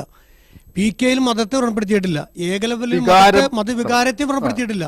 മതങ്ങളുടെ പേര് പറഞ്ഞുകൊണ്ട് സാധാരണക്കാരെ ചൂഷണം ചെയ്യപ്പെടുന്ന ആൾദൈവങ്ങളെയും മക്ബറകളെയുമാണ് PK-യിലാണെങ്കിലും ഏകലവ്യനും വിമർശിച്ചിട്ടുള്ളൂ. അതിനെ എന്തിനാണ് ജനങ്ങൾ ഭയപ്പെടുന്നതെന്നാണ് നമ്മൾ ചർച്ച ചെയ്യപ്പെടേണ്ടത്. ഒരു വിമർശനം പറയാനുള്ളത്, കൈവെട്ട് കേസിനെ കുറിച്ച് പറഞ്ഞു. ഇസ്ലാമിൽ മുഹമ്മദ് നബിയെ എല്ലാവരും, ലോകത്തെല്ലാവരും അംഗീകരിക്കുന്ന ഒരു പ്രവാചകൻ മുഹമ്മദ് നബി. നബി പറഞ്ഞ കാര്യങ്ങളെയല്ല അദ്ദേഹം വിമർശിച്ചു. നബി എന്നൊരു വ്യക്തിയെ വിമർശിച്ചപ്പോഴാണ് അത്രയും വിഷയം. അതിനെയാണ് എല്ലാവരും ശ്രദ്ധിക്കേണ്ടത്. ഒരു വ്യക്തിയെ അല്ല വിമർശിക്കേണ്ടത്. അദ്ദേഹം പറയുന്ന ആദർശത്തെയോ അദ്ദേഹം പറഞ്ഞ കാര്യങ്ങളെ വിമർശിക്കുമ്പോൾ അതിന് മറുപടി ഉണ്ടാവും. മുഹമ്മദ് നബി ഒരു വ്യക്തി എന്നുള്ള നിലയ്ക്ക് വിമർശിക്കപ്പെട്ടുകൂടാ എന്ന് പറയുന്നത് വ്യക്തിപൂജയല്ലേ? അല്ലല്ല, ഒരിക്കലും അല്ല. മുഹമ്മദ് കാരണം നബി പറഞ്ഞ വിമർശനാതീതനായിട്ടൊരു വ്യക്തി ഉണ്ട് എന്ന് വിചാരിച്ചാൽ വിമർശനാതീതനായിട്ടൊരു വ്യക്തി ഉണ്ട് എന്ന് വിചാരിച്ചാൽ അതിനർത്ഥം അദ്ദേഹം സാധാരണഗതിയിലുള്ള ഒരു മനുഷ്യനല്ല എന്നാണ്. അദ്ദേഹത്തിന്റെ ആശയങ്ങളും ആദർശങ്ങളും വിമർശിക്കാം, അദ്ദേഹത്തിന്റെ വ്യക്തി ജീവിതം വിമർശിക്കപ്പെട്ടുകൂടാ എന്ന് പറയുമ്പോൾ അത് ജനാധിപത്യത്തിന്റെ രീതിക്ക് നിരക്കുന്നതല്ല. ഒരിക്കലും വ്യക്തി ജീവിതം വിമർശിക്കപ്പെടരുതെന്ന് ഞാൻ പറഞ്ഞില്ല. പ്രവാചകനെ വിമർശിക്കപ്പെടാൻ പാടുന്ന ആളല്ല എന്നും ഇസ്ലാമിൽ പോലും പ്രവാചകൻ കടന്നു വരുന്ന കാലഘട്ടത്തിൽ നിരവധി വിമർശനങ്ങളിലൂടെ കടന്നുപോയ വ്യക്തിയാണ് പ്രവാചകൻ. നിരവധി വിമർശനം ഉണ്ടായിട്ടുണ്ട്. അതിനെല്ലാം വളരെ രസകരമായ രീതിയിൽ മറുപടി കൊടുത്തുകൊണ്ട് ജനങ്ങളുടെ മുമ്പിൽ അവതരിക്കപ്പെട്ട ആളാണ് പ്രവാചകൻ. പക്ഷേ പ്രവാചകന്റെ ജീവിതത്തിൽ പ്രവാചകൻ 12 ഭാര്യമാരെ കല്യാണം കഴിച്ചിട്ടുണ്ട്. അത് എന്തിനു കഴിച്ചു, ഏതായിരുന്നു സാഹചര്യം, ഇത് വിമർശിക്കപ്പെടട്ടെ, ചർച്ച ചെയ്യപ്പെടട്ടെ, എന്താ വിഷയമുള്ളത്? അതല്ലല്ലോ ഇവിടെ വിഷയം. ഇവിടെ വ്യക്തി എന്ന് എടുത്തു വെച്ചിട്ട് അദ്ദേഹത്തിന്റെ കോമാളിത്തരങ്ങളാക്കുമ്പോഴാണ് പ്രശ്നം ഉണ്ടാവുന്നത്. അങ്ങനെയാണെങ്കിൽ ജോസഫിന്റെ കൈവെട്ടിയതിനോ 93-ൽ ചേകനൂർ മൗലവിയെ കൊന്നതിനോ ഒക്കെ ന്യായീകരണം ഉണ്ടാവും എന്ന് താങ്കളുടെ വർത്തമാനം കണ്ടാൽ ഒരിക്കലും ന്യായീകരിക്കാൻ പറ്റില്ല. കാരണം ജനാധിപത്യ രീതിയിലുള്ള ഏത് നിയമവ്യവസ്ഥ എന്താണോ രാജ്യത്തിനോ നിയമവ്യവസ്ഥ അത് അംഗീകരിക്കപ്പെടുക തന്നെ വേണം. ഒരാൾ കൈവെട്ടാൻ തിരിഞ്ഞാൽ നാളെ മറ്റൊരു വിഭാഗം വേറൊന്നും വെട്ടാൻ തിരിയും. താങ്കൾ പറയുന്നത് പ്രതികരണങ്ങൾ സ്വാഭാവികമായിട്ട് ഇപ്പോൾ മതവിശ്വാസം ഒരു വിശ്വാസിയെ സംബന്ധിച്ച് അയാൾക്ക് മുറിവേറ്റു എന്നുണ്ടെങ്കിൽ അയാൾക്ക് പ്രതികരിക്കാൻ പാടില്ല എന്നൊന്നുമില്ല. പ്രതികരണം എങ്ങനെയായിരിക്കണം എന്നുള്ളതിനെ സംബന്ധിച്ചിട്ടാണ് നമുക്ക് അടിസ്ഥാനപരമായി ചിന്തിക്കാനുള്ളത്. നയപരമായിട്ട് പ്രതികരിക്കാം, ജനാധിപത്യ രീതിയിൽ പ്രതികരിക്കാം. പക്ഷെ ഇന്ന് പ്രതികരണം നടക്കുന്നത് അങ്ങനെയല്ല. ഇപ്പോൾ ഷാർലി എബ്ദോന്റെ കാര്യത്തിലായാലും അല്ലെങ്കിൽ ഡാനിഷ് കാർട്ടൂണിസ്റ്റിന് കാർട്ടൂൺ വന്ന സമയത്ത് ജലൻഡസ് പെസ്റ്റൻ പത്രത്തിന് നേരെ നടന്ന ആക്രമണമായാലും വാൻഗോഗ് ഫിലിം പ്രൊഡ്യൂസർ ഡെൻമാർക്കിലെ ഫിലിം പ്രൊഡ്യൂസറാണ് കൊല്ലപ്പെട്ടത്. ഒരു ഫിലിമിന്റെ പേരിലാണ് കൊല്ലപ്പെട്ടത്. പി കെയുടെ പേരിലാണ്. ഞാൻ പറഞ്ഞില്ലേ പി കെ എന്നുള്ളതൊക്കെ പറഞ്ഞ് സാധാരണ ഷാനി പറഞ്ഞില്ലേ ഈ കൊങ്ങിണിയില് മറ്റേ ഒരു ചൊല്ലുണ്ടെന്ന് പറയുന്നത്, അത് എണ്ണ ചോരുന്നത് ഇതും തേങ്ങ ചോരുന്നതും നമ്മൾ ഒരേപോലെ നമ്മൾ കണക്കാക്കരുത്. തേങ്ങ ചോർന്നാൽ നമുക്ക് എടുത്ത് വെക്കാം, വീണ്ടും എണ്ണ ചോർന്നാൽ അത് പോക്കാം, പിന്നെ അത് എടുക്കാൻ പറ്റില്ല. അപ്പോ ഈ സാമാന്യവൽക്കരിക്കുന്നത് അത് വിഷയത്തിന്റെ ഗൗരവം കുറയ്ക്കാനും സാമാന്യവൽക്കരിക്കല്ല, മതത്തിന്റെ പേരിൽ താങ്കൾ നേരത്തെ പറഞ്ഞ പോലെ മതം വ്രണപ്പെട്ടു, എന്റെ വികാരം വ്രണപ്പെട്ടെങ്കിൽ നമ്മുടെ രാജ്യത്ത് അത് ചോദ്യം ചെയ്യാനുള്ള എല്ലാ തരത്തിലുള്ള അവകാശങ്ങളുണ്ട്. ഭരണഘടന അത് ഉറപ്പു തരുന്നതാണ്. അങ്ങനെ സമീപിക്കാൻ ഒരു ഹൈന്ദവ സംഘടനയും തയ്യാറായിട്ടില്ല. 1-2 സംഘടനകൾ സുപ്രീം കോടതിയിൽ പോയി പി കെ നിരോധിക്കണം എന്ന് പറഞ്ഞു. പി കെ നിരോധിക്കണമെന്ന് സുപ്രീം കോടതി പറഞ്ഞു, നിങ്ങൾക്ക് ഇഷ്ടമുണ്ടെങ്കിൽ കണ്ടാൽ മതി. എന്നിട്ട് പിന്നെ എന്താണ് ചെയ്തത്? സുപ്രീം കോടതി പറഞ്ഞു നിങ്ങൾക്ക് ഇഷ്ടമുണ്ടെങ്കിൽ കണ്ടാൽ മതി. അതിനുശേഷം ഹൈന്ദവ സംഘടനകൾ എവിടെയെങ്കിലും പി കെക്കെതിരായിട്ടുള്ള ചില ഒറ്റപ്പെട്ട പ്രതിഷേധങ്ങൾ ഉണ്ടായി. മുഴുവൻ രാജ്യം മുഴുവൻ പി കെക്കെതിരെ പ്രതിഷേധം ഉണ്ടായി എന്ന് പറയാൻ കേരളത്തിൽ എവിടെയെങ്കിലും ഉണ്ടായോ? കേരളത്തിൽ എവിടെ ഉണ്ടായി? കോഴിക്കോട് ക്രൗൺ തിയേറ്ററിൽ. ഞാനതാ പറഞ്ഞു വരുന്നത് ഈ ഷാർലെ എബ്ദോക്കെതിരെ ഉണ്ടായ ഞാൻ നേരത്തെ പറഞ്ഞല്ലോ, എണ്ണയുടെയും തേങ്ങയുടെ ഉദാഹരണം പറഞ്ഞു പോലെ താങ്കൾ പറഞ്ഞു വരുന്നത്. ഞാൻ ആദ്യമേ ചോദിച്ചു, എന്തിനാണ് ഞാൻ ഹിന്ദു മതത്തിനെ പ്രതിനിധീകരിച്ച ഒരു സംഘടനയുടെ നേതാവ് എന്നുള്ള രീതിയിലാണ് താങ്കളോട് ചോദ്യങ്ങൾ ചോദിക്കുന്നത്. താങ്കൾ എല്ലാത്തിനും മറുപടി പറയുന്നത് അവരെങ്ങനെയാണെന്നാണ്. ഞാൻ ചോദിക്കുന്നത് നിങ്ങൾ എങ്ങനെയാണ്? അതുകൊണ്ടാണ് പറഞ്ഞത് ഹിന്ദു മതത്തെ സംബന്ധിച്ചിടത്തോളം ഇത്തരം എതിരഭിപ്രായങ്ങളെ ഒരു കാരണവശാലും എം എഫ് ഹുസൈൻ എന്തുകൊണ്ട് മരുഭൂമിയിൽ പോയി മരിക്കേണ്ടി വന്നു? ഞാനതാ പറഞ്ഞു വരുന്നത്. എം എഫ് ഹുസൈൻ എങ്ങനെ പോയി? ഖത്തറിലേക്ക് എങ്ങനെ പോയത്? എം എഫ് ഹുസൈന്റെ തലയ്ക്ക് ആരും വില പറഞ്ഞിട്ടില്ല. 51 കോടി രൂപ പ്രഖ്യാപിച്ചിട്ടില്ല.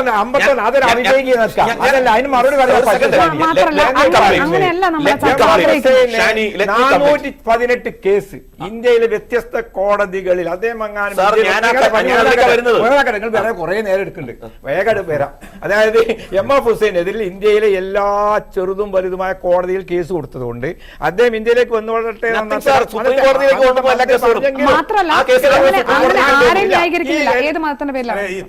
താരതമ്യങ്ങളുടെ ഒരു പ്രശ്നമുണ്ട് ഇവിടെ. ഇവര് മതങ്ങളെ എപ്പോഴും നമ്മൾ അവരോട് കാര്യം ചോദിച്ചാൽ മതത്തിന്റെ പ്രതിനിധികൾ പറയാം അവർ മറ്റേ മതം അങ്ങനെ ചെയ്തു, അപ്പൊ നിങ്ങൾ എവിടെയായിരുന്നു ചോദിക്കുക. താരതമ്യങ്ങളില്ലാതെ നമുക്ക് പറയാവുന്ന ഒരു കാര്യം, മതത്തിന്റെ പ്രതിനിധികളെന്ന് അവകാശപ്പെടുന്നവരുടെ അവരുടെ കയ്യിലുള്ള ഒരൊറ്റ മുദ്രാവാക്യതാണ് എന്നെ വ്രണപ്പെടുത്തു. ഇതാണ് അവരുടെ പദം. എന്നിട്ട് വേണം ഞങ്ങൾക്ക് പ്രതികരിക്കാൻ. എനിക്കൊരു വാക്കുകൂടി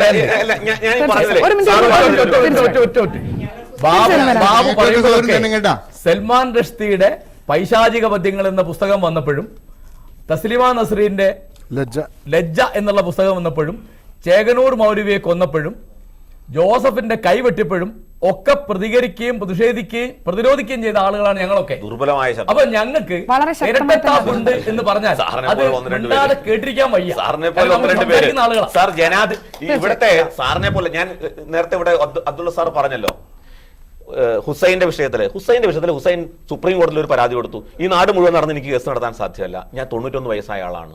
സുപ്രീം കോടതി ഈ കേസുകൾ മുഴുവൻ കേസുകളും സുപ്രീം കോടതി കൊണ്ടുവന്നു.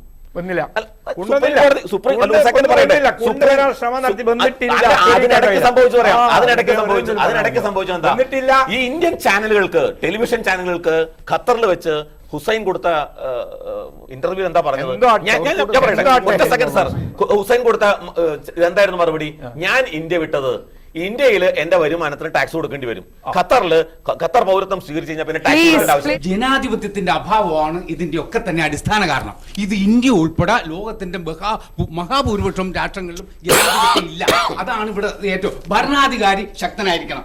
തൃശ്ശൂർ തേക്കുംകാട് എന്ന് പറയുന്ന ഒരു സ്ഥലമുണ്ട്, അവിടെ തേക്കുംകാടായിരുന്നു. ഇത് വെട്ടാൻ അവിടുത്തെ ശക്തനായ ഭരണാധികാരി ശക്തൻ തമ്പുരാൻ ഉത്തരവിട്ടപ്പോൾ വെളിച്ചപ്പാട് ഉറഞ്ഞു വന്ന് തൊട്ടു പോകുന്നു. ഉടനെ ഭരണാധികാരി പറഞ്ഞു അവന്റെ തലങ്ങാട്ട് വെട്ടിയെന്ന് പറഞ്ഞു. അതായിരിക്കണം ഭരണാധികാരി. ജനാധിപത്യത്തിന്റെ അഭാവമാണ് ഈ മതങ്ങളുടെ തേരോട്ടം. അത് ഇല്ലാതാക്കണം. എല്ലാവർക്കും നമ്മളൊരു കാര്യം ഓർക്കണം. ഇപ്പോൾ ഇടുക്കി ഡാം ഇന്നത്തെ വിശ്വാസമാണെങ്കിൽ ഇടുക്കി ഡാം ഉണ്ടാവില്ല. കാരണം അവിടെ ഒരു അയ്യപ്പ ക്ഷേത്രം ഉണ്ടായിരുന്നു. അവിടെ ആ ഡാം വരേണ്ട ആവശ്യകതയെക്കുറിച്ച് അവിടെയുള്ളവരെ ബോധ്യപ്പെടുത്തിയപ്പോൾ അവിടെയുള്ളൊരു ക്ഷേത്രം മറ്റു സ്ഥലത്തേക്ക് മാറ്റാൻ തയ്യാറായി. അതുകൊണ്ട് ഡാം ഉണ്ടായി. അതുപോലെ നമ്മുടെ തുമ്പയിലെ റോക്കറ്റ് സ്റ്റേഷൻ അവിടെ ഒരു പള്ളിയായിരുന്നു. നമ്മുടെ ഇന്നത്തെ പോലെ പ്രൊജക്റ്റ് ചെയ്ത് നിൽക്കുന്ന അല്ലെങ്കിൽ വലുതാക്കി കൊണ്ടുവരുന്ന അന്ധവിശ്വാസമായിരുന്നുവെങ്കിൽ ആ പള്ളി മാറ്റി കൊടുക്കുകയോ അവിടെ അങ്ങനെ ഒരു സ്ഥാപനം ഉണ്ടാവുകയില്ല. വിശ്വരൂപം എന്ന സിനിമയെ എന്തുകൊണ്ട് മുസ്ലിം സമുദായം എതിർക്കുന്നു? ഒരിക്കലും വിശ്വരൂപം എന്ന സിനിമയുടെ ആവിഷ്കാര സ്വാതന്ത്ര്യത്തെയല്ല എതിർക്കുന്നത്. അതായത് അവർ പറയുന്നത് അമേരിക്കയും ഇസ്രായേലും പോലെയുള്ള രാജ്യങ്ങൾ ചെയ്യുന്നത് ശരിയാണ്, മറ്റേ ഗസ പോലത്തുള്ള രാഷ്ട്രങ്ങൾ അനുഭവിച്ചുകൊണ്ടിരിക്കുന്നതൊക്കെ അവരുടെ ഇതുകൊണ്ടുള്ള കാരണം കൊണ്ടാണെന്നുള്ളതാണ് ഇതിൽ പറയുന്നത്. നമ്മൾ എതിർക്കുന്നത് അമേരിക്ക ചെയ്തത് തെറ്റാണ്, ഇസ്രായേൽ ചെയ്ത തെറ്റാണ്. അതായത് ഗാസയെ അനുകൂലിച്ച് ഈജിപ്റ്റ് എന്ന രാഷ്ട്രം വരെ നിലവിൽ വന്നിട്ടുണ്ട്. അപ്പൊ എന്തുകൊണ്ട് ഒരു സവർണ വിഭാഗക്കാർക്ക് മാത്രം ഇത് മാത്രം നടന്നാൽ മതി എന്തുകൊണ്ട് അവർ അത് പറയും? അതുകൊണ്ട് സിനിമ ആരും കാണണ്ട, ഞങ്ങൾക്ക് ഇഷ്ടമുള്ള മാത്രമല്ല വിശ്വസിക്കും. മാനവികതക്കും മനുഷ്യത്വത്തിനും സാഹോദര്യത്തിനും വേണ്ടിയാണ് മതം. അത്തരം മതങ്ങളെ വിമർശന വിധേയം ആകേണ്ടത് തന്നെയാണ്. പക്ഷേ അത്തരം മതങ്ങളെ വിമർശിക്കുമ്പോൾ അതിനൊരു അതിർവരമ്പ് നിശ്ചയിക്കുക. ആ മതങ്ങളെ വിമർശിക്കുമ്പോൾ ഞാൻ ചോദിക്കുന്നത്, രാഷ്ട്രീയക്കാരെ വിമർശിക്കുമ്പോൾ ഞങ്ങളുടെ രാഷ്ട്രീയ വികാരം വ്രണപ്പെട്ടു എന്ന് അവർ പറയുന്നില്ല. മതവിശ്വാസികൾക്ക് എന്തുകൊണ്ടാണ് സ്വന്തം ദൈവത്തെപ്പറ്റിയും മതത്തെപ്പറ്റിയും ഈ ആത്മവിശ്വാസം അല്ലാത്തത്? ഞാൻ മാഷിനോട് അതാണ് പറഞ്ഞത്. മതം എന്നത് മാനവികതക്കും സാഹോദര്യത്തിനും ആണോ? ആ മതത്തിന്റെ പേരിൽ ഇങ്ങനെ മുസ്ലിങ്ങൾക്കും ക്രിസ്ത്യാനികൾക്കും യഹൂദന്മാർക്കും ഹിന്ദുക്കൾക്കും ഇങ്ങനെ ആളുകളെ കൊന്നു തള്ളാൻ സാധിക്കുന്നത് എന്തുകൊണ്ടാണ്? ഏതെങ്കിലും മതം പറയുന്നുണ്ടോ? ഇങ്ങനെ ആളെ കൊന്നിട്ടില്ല. ഇസ്ലാം മതം പറയുന്നുണ്ടോ? ഇസ്ലാം മതം ഷാർലെക്കെതിരെ വന്ന ഈ ആരോപണത്തെ ശക്തമായി എതിർത്ത് ഇസ്ലാമിക രാഷ്ട്രങ്ങളും ഇസ്ലാമിക മൂല്യങ്ങളുമുള്ള മതപണ്ഡിതന്മാർ തന്നെയാണ്. ഇന്ത്യയിലാണെങ്കിലും ഇത്തരം വിഷയങ്ങൾ നടക്കുമ്പോൾ അതിനെ എതിർക്കുന്നത് ആരാണ്? ഇസ്ലാമിക സംഘടനകളും ഇസ്ലാമിക പുറത്തു വരുന്നില്ല എന്ന് പറഞ്ഞു. ഒരു കലാപം നടത്തിയ ഒരു തീവ്രവാദിനെ ഏതെങ്കിലും മതം പുറത്താക്കിയത് നിങ്ങൾ കേട്ടിട്ടുണ്ടോ? ഏതെങ്കിലും പദം ഒരിക്കലും ഇല്ല. ആ മതം അവരെ സംരക്ഷിക്കുന്നത്. നിങ്ങളുടെ പേരെന്താ? യാക്കൂബിനോട് ഒരു ചെറിയ ചോദ്യം ഞാൻ ചോദിക്കാം. പെൺകുട്ടികൾക്ക് എഴുത്ത് പഠിക്കാനുള്ള സ്വാതന്ത്ര്യം വേണം എന്ന് പറഞ്ഞ മലാല യൂസുഫ്സായി എന്ന് പറഞ്ഞ 14 വയസ്സുള്ള ഒരു പെൺകുട്ടിയെ അവിടുത്തെ ഈ പൈശാചിക സംഘം കൊല്ലാൻ ശ്രമിച്ചു, തലയ്ക്ക് വെടിവെച്ചു. ഇപ്പോഴും മലാല യൂസുഫ്സായിയുടെ കൂടെ നിൽക്കാനല്ല മിക്ക മതവിശ്വാസികളുടെയും മനസ്സ്, മറ്റേ ഭാഗത്ത് നിൽക്കാനാ. ഇത് എന്തുകൊണ്ടാണ് എന്ന് ദയവായിട്ട് നിങ്ങൾ മതവിശ്വാസിയാണ് ആലോചിക്കണം. യഹൂദ മതത്തിന്റെ പേരിൽ ഗാസയിൽ ഇങ്ങനെ ചെയ്യുന്നു, താലിബാൻ ഇസ്ലാം മതത്തിന്റെ പേരിൽ പാകിസ്ഥാനിൽ അഫ്ഗാനിസ്ഥാനിൽ ഇങ്ങനെ ചെയ്യുന്നു. ഇതാണ് മാനവികതയാണ്, കാരുണ്യമാണ് നിങ്ങൾ പറയുന്നത്. എനിക്ക് മനസ്സിലാവാത്തോട് ചോദിക്കാൻ ഒരു കാര്യം ചോദിക്കാനുള്ളത്, മലാല യൂസഫിനെ ആക്രമിക്കപ്പെട്ടപ്പോൾ മലാല യൂസഫിനെ എടുത്തുയർത്തി പ്രദർശിപ്പിച്ച അമേരിക്ക പോലത്തുള്ള സാമ്രാജ്യത്വ ശക്തികൾ നമ്മുടെ ഇന്ത്യക്കാരെല്ലാവരും പ്രതിഷേധിച്ച്. അതേസമയം ഗസയിൽ ഒരുപാട് കുരുന്നുകളും മരണപ്പെട്ടു. എന്തുകൊണ്ട് അവരുടെ ഇത് മാത്രം ആരും എടുത്തു കാണിച്ചില്ല? ആരും എടുത്ത് കാണിച്ചില്ല എന്നാണെങ്കിൽ ഇപ്പൊ എന്റെ കാര്യം നിങ്ങൾ ചോദിക്കുന്നെങ്കിൽ, കോഴിക്കോട് നടന്ന എല്ലാ പ്രകടനങ്ങളും പങ്കെടുത്ത ആളാണ് ഞാൻ, അതിനെതിരായിട്ട് എഴുതിയ ആളാണ് ഞാൻ. പ്രസംഗിച്ച ആളാണ് ഞാൻ, ചാനൽ ചർച്ചയിൽ പങ്കെടുത്ത ആളാണ്. അപ്പൊ ഞാൻ മിണ്ടിയില്ല, നിങ്ങൾ പറഞ്ഞ് ഞാൻ കേട്ടുമുണ്ടായിരിക്കണം. അറിയുന്ന ഒരാളാണ് ഞാൻ. തീർച്ചയായും എല്ലാ തീവ്രവാദ പ്രവർത്തനങ്ങളുടെ പിന്നിലും നമുക്ക് കുറെ കാഴ്ചക്കാരുണ്ട്, അവരുടെ പിന്തുണ ഇതിനുണ്ട്. നമ്മൾ വിചാരിക്കും നിശബ്ദമായ ഒരു ഭൂരിപക്ഷം ഇവരൊക്കെ വിശ്വാസികൾ മുഴുവൻ ഇതിനൊക്കെ എതിരാണെന്നാണ് നമ്മുടെ ധാരണ. ഒരിക്കലും അല്ല. ജോസഫ് മാഷ കൈ വെട്ടിയ പ്രതി അവിടെ നിർണായക ഭൂരിപക്ഷം ആ സമുദായത്തിനുള്ള വാർഡിൽ നിന്ന് ജയിക്കുകയാണ് ചെയ്തത്. നമ്മളത് മനസ്സിലാക്കണം. അപ്പൊ ഈ കളി നന്നാവണമെങ്കിൽ കാഴ്ചക്കാരും കയ്യടി ഉണ്ടാവണം. ഈ കാഴ്ചക്കാരും കയ്യടിയും ദൗല ഇസ്ലാമി IS ഗ്രൂപ്പ് അവരെ വളരെ വ്യക്തമായ ഭാഷയിൽ റാബിത്തത്തുൽ ആലമിൽ ഇസ്ലാമി എന്ന് പറയുന്ന വേൾഡ് മുസ്ലിം കൗൺസിൽ അവർ തള്ളി പറയുന്നുണ്ട്, സൗദി അറേബ്യ തള്ളി പറയുന്നുണ്ട്, ഇന്ത്യയിലെ ജമാഅത്തെ ഇസ്ലാമി തള്ളി പറയുന്നുണ്ട്, മുസ്ലിം ലീഗ് തള്ളി. ഇത്രയൊക്കെ ഗ്രൂപ്പുകളാണ്. ഇന്ത്യയിലൊന്നും ഒരു പവർഫുൾ ആയിട്ട് ലോകാടിസ്ഥാനത്തിലൊന്നും ഈ വത്തിക്കാൻ പോലെ ഒരു മാർപ്പാപ്പയെ പോലുള്ള ഒരു അധികാര കേന്ദ്രം ഇല്ല. ഉള്ളതായ കേന്ദ്രങ്ങൾ മുഴുവനും ഇത് മിക്കവാറും ഒരു സാമ്രാജ്യത്തെ സൃഷ്ടിയാണെന്ന് ധരിക്കാവുന്ന ഒരുപാട് ഘടകങ്ങളുണ്ട്. അതായത് ഇപ്പം നേരത്തെ ഇവിടെ പറഞ്ഞത് ഈ അബൂബക്കർ ബഗ്ദാദി എന്ന് പറയുന്നതായ മഹാനുണ്ടല്ലോ, അദ്ദേഹം ഖലീഫ, അദ്ദേഹത്തെ പിടികൂടാൻ അല്ലെങ്കിൽ അദ്ദേഹത്തെ ആ ശക്തിയെ തകർക്കാൻ 30 കൊല്ലം വേണ്ടി വരുമെന്നാണ് അമേരിക്കൻ സ്റ്റേറ്റ് സെക്രട്ടറി പറയുന്നത്. ബിൻലാദനെ അതിനേക്കാൾ 3-1 കൊല്ലം കൊണ്ട് അരിച്ച് പെറുക്കി കൊല്ലാൻ കഴിഞ്ഞു. എന്തുകൊണ്ട് അവിടെ ഉണ്ട് എന്ന് എല്ലാവർക്കും അറിയുന്നതായി ഈ അബൂബക്കർ ബഗ്ദാദിയെയും കൂട്ടുകാരെയും നിശേഷം നശിപ്പിക്കാൻ വേണ്ടി അമേരിക്കൻ സാമ്രാജ്യ ശക്തികൾ മുന്നോട്ട് വരുന്നില്ല. അപ്പോൾ ഇത് സാമ്രാജ്യത്തിന്റെ ഒരു സൃഷ്ടിയാണെന്നും അവരാണ് ഇവിടെ കളിക്കുന്നത്. കാരണം അവരുടെ ആയുധങ്ങളാണല്ലോ ഇവരുടെ കയ്യിൽ നിന്ന് കിട്ടുന്നത്. വളരെ സോഫിസ്റ്റിക്കേറ്റഡ് ആയ ആയുധങ്ങൾ അവർ ഉപയോഗിക്കുന്നത്. അപ്പൊ ഇവിടെയൊക്കെ തീവ്രവാദികളെ എന്തുകൊണ്ട് തള്ളിപ്പറയുന്നില്ല എന്ന് അദ്ദേഹം ചോദിച്ചപ്പോൾ തള്ളിപ്പറയുന്നുണ്ട്. എല്ലാവരും ഒരു രാജ്യം പോലും ദൗല ഇസ്ലാമിയ എന്ന് പറയുന്ന വലിയൊരു ഏരിയ അവരുടെ കയ്യിലാണ്. ഒരു രാജ്യം അംഗീകരിച്ചില്ലല്ലോ. മലാല യൂസഫ്സായിയുടെ കാര്യം അദ്ദേഹം ചോദിച്ചു. അതിലെന്താ പ്രശ്നം എന്നാൽ മലാല കാരണം വിശദീകരണങ്ങളിൽ പോലും 2 നിലപാടുണ്ട്. അടിസ്ഥാന ചോദ്യം അതാണ്. വിശ്വാസികളുടെ ഇടയിൽ പോലും ആശയക്കുഴപ്പം. അത് ഉണ്ടാക്കി തീർക്കുന്ന ചോദ്യമാണ് അദ്ദേഹം ചോദിച്ചത്. മലാലയെ ഭയങ്കരമായ കാരശ്ശേരി മാഷൊക്കെ വളരെ ശക്തമായിട്ട് തന്നെ ആ ഭാഗത്ത് നിന്ന് വളരെ ശരിയാണ്. അദ്ദേഹത്തിന്റെ ശബ്ദം ലോകം മുഴുവൻ കേട്ടോളുന്നില്ല. അതോടൊപ്പം അവിടെ 575 സ്കൂൾ ആൺകുട്ടികളും പെൺകുട്ടികളും പോകുന്നതായ സ്കൂൾ അവിടെ ഉണ്ട്. പക്ഷേ ഈ പെൺകുട്ടി എന്തോന്ന് കുറിച്ചപ്പോൾ അതിന് ഈ ഭീകരവാദികളെ തെറ്റിദ്ധരിച്ചിട്ട് അവരെ കൊണ്ട് തിരിഞ്ഞതാണ്. അപ്പോൾ എന്തുകൊണ്ട് അക്കാര്യം ഹൈലൈറ്റ് ചെയ്യുന്ന ഒരു ഗസയിലെ മരണത്തെ പറ്റി പറയുന്നില്ല എന്ന് പറയുമ്പോൾ അതിൽ ന്യായമായ സംശയമുണ്ട്. ഇപ്പോൾ തന്നെ ഇവിടെ ഈ പാരീസിലെ സംഭവം, പാരീസിൽ അവരുടെ ആവിഷ്കാര സ്വാതന്ത്ര്യത്തിനെ പറ്റി പറയുന്നു. അവിടെ നെതന്യാഹു ആണ് ഉടനെ ഓടി എത്തുന്നത്. നെതന്യാഹുവിനോട് നിങ്ങൾ ഇങ്ങോട്ട് വരരുത് എന്ന് പറയും. ആ നെതന്യാഹു ആണ് 25 പത്രപ്രവർത്തകരെ ഗസയിൽ കൊന്നത്. 2 ഇപ്പോഴും അൽ ജസീറയുടെ ഷാനിയെ പോലെയുള്ളതായ അൽ ജസീറയെ വ്യക്തമായി ചോദിച്ചു. ഓരോ പ്രശ്നത്തിലും ഓരോ നിലപാടല്ല. എല്ലായിടത്തും ഭീകരവാദത്തിനെതിരെ ഒരു ശബ്ദമാണ്. അത് കലാകാരന്മാർക്ക് വിദ്യാഭ്യാസത്തിന് വേണ്ടി വരുമ്പോൾ ഹിന്ദു മാത്രമുള്ള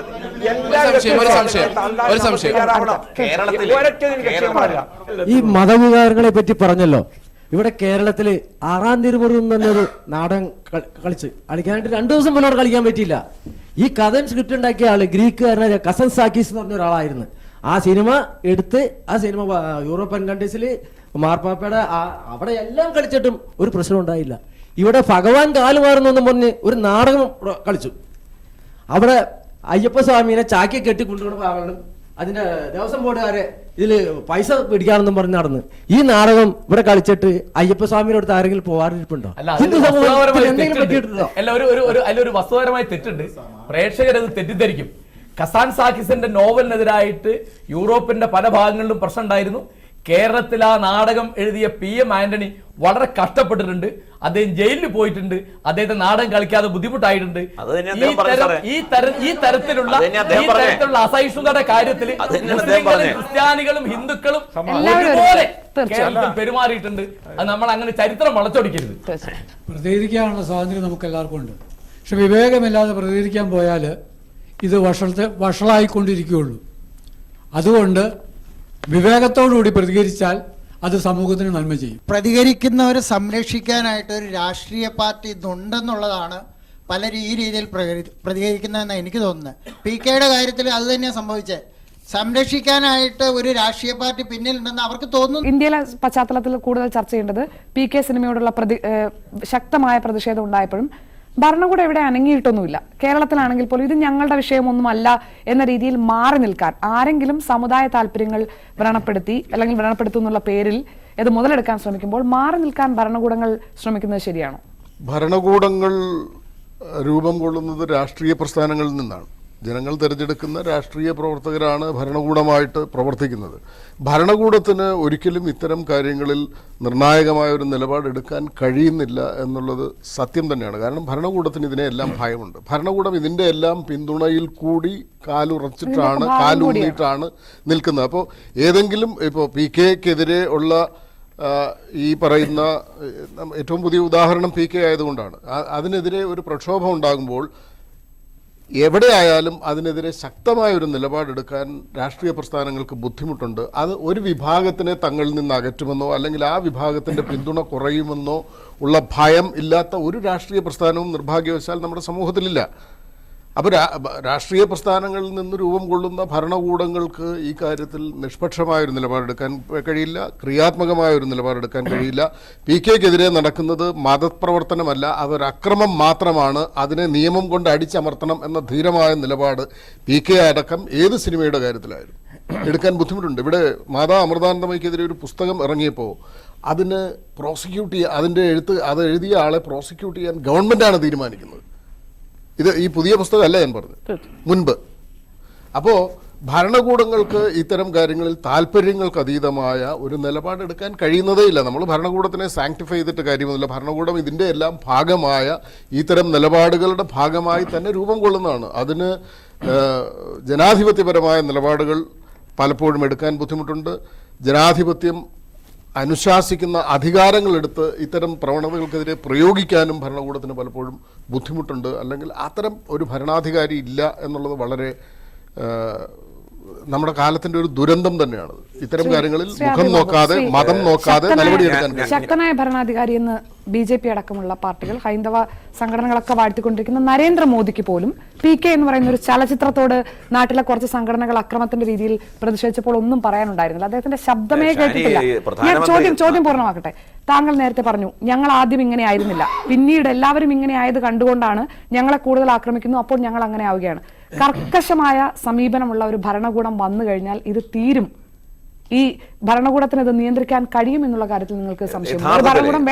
അവിടെയാണ് യഥാർത്ഥത്തിൽ മതേതരത്വം അതിന്റെ അക്ഷരാർത്ഥത്തിൽ നടപ്പിലായാൽ ഈ വിഷയങ്ങൾക്ക് പരിഹാരമാവും, സംശയമൊന്നുമില്ല. ഇപ്പോൾ PK കുറിച്ച് പറഞ്ഞല്ലോ, മഹാരാഷ്ട്ര മുഖ്യമന്ത്രി എന്താ ചെയ്തത്? ഫട്നാവിസ് PK കളിക്കാൻ വേണ്ട എല്ലാവിധ സംരക്ഷണവും ഉറപ്പ് നൽകുക മാത്രമല്ല, അതിന് എവിടെയൊക്കെയാണോ പ്രശ്നം ഉണ്ടാകുന്നത് അവിടെയൊക്കെ പോലീസ് പ്രൊട്ടക്ഷൻ കൊടുക്കാൻ തയ്യാറായി ചെയ്തല്ലോ. BJP-യുടെ മുഖ്യമന്ത്രിയല്ലേ ചെയ്തത്. പിന്നെ ഈ നരേന്ദ്രമോദി എല്ലാത്തിനും കയറി പ്രതികരിച്ചോളണം എന്നൊക്കെ വാശി പിടിക്കുന്നത് എന്താണെന്ന് എനിക്ക് മനസ്സിലാവുന്നില്ല. എല്ലാത്തിനും കയറി പ്രതികരിക്കണമെന്ന് വാശി പിടിക്കുന്നുണ്ടല്ലോ, ആ വാശി മാത്രം നല്ലതാണെന്ന് എനിക്ക് തോന്നുന്നില്ല. പിന്നെ രണ്ടാമത് ഈ ഞാൻ നേരത്തെ പറഞ്ഞല്ലോ, അടിസ്ഥാനപരമായിട്ടുള്ള പല പ്രശ്നങ്ങളുടെയും ഉത്തരം നമ്മൾ തേടി പോകേണ്ടത് ഈ ഉപരിപ്ലവമായ ചർച്ചകളിലല്ല, കുറച്ചുകൂടി ആഴത്തിൽ നമ്മളതിനെ കാണണം. എന്തുകൊണ്ട് ഇങ്ങനെയൊക്കെ ഉണ്ടാകുന്നു? എന്തുകൊണ്ട് ഇപ്പൊ നേരത്തെ പറഞ്ഞ മാതിരി ഇന്ത്യയിലും മുഴുവൻ അല്ലെങ്കിൽ കേരളത്തിലും മുഴുവൻ ഭാരതത്തിലും നമ്മൾ പ്രതീക്ഷിക്കാത്ത ചില സംഭവങ്ങൾ അരങ്ങേറുന്നതിന്റെ അടിസ്ഥാന കാരണങ്ങളിലേക്ക് ഇറങ്ങിച്ചെല്ലണം. അപ്പോൾ ഈ കപട മതേതരത്വത്തിന്റെയും കപട ന്യൂനപക്ഷ രാഷ്ട്രീയത്തിന്റെയും ഒക്കെ ശരിക്കും അതിന് അറിവ് ഉണ്ടാവണം. യഥാർത്ഥ മതേതരത്വത്തിന്റെ അടിസ്ഥാനത്തിൽ അവിടെ താങ്കൾ പറയുന്നത് നമ്മൾ ആഴത്തിൽ നോക്കിക്കഴിഞ്ഞാൽ ആഴത്തിൽ നമുക്ക് കിട്ടുന്ന ഫീലിംഗ്, കൃത്യമായി താങ്കൾ പറയുന്നുള്ള വികാരം മറ്റുള്ളവരൊക്കെ ഇങ്ങനെയാകുമ്പോൾ ഞങ്ങൾക്ക് മാത്രമായി മാറി നിൽക്കാൻ കഴിയില്ല എന്നുള്ളത്.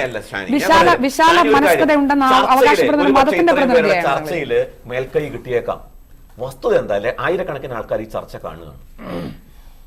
ഇന്നിപ്പോ നിങ്ങൾ പറയുന്ന ഒരു ഇപ്പൊ നേരത്തെ പറഞ്ഞില്ലേ, ഹിന്ദു സമൂഹത്തിൽ ഒരു കൺസോൾട്ടേഷൻ ഉണ്ടാകുന്നു എന്ന് എല്ലാവരും പറയുന്നു.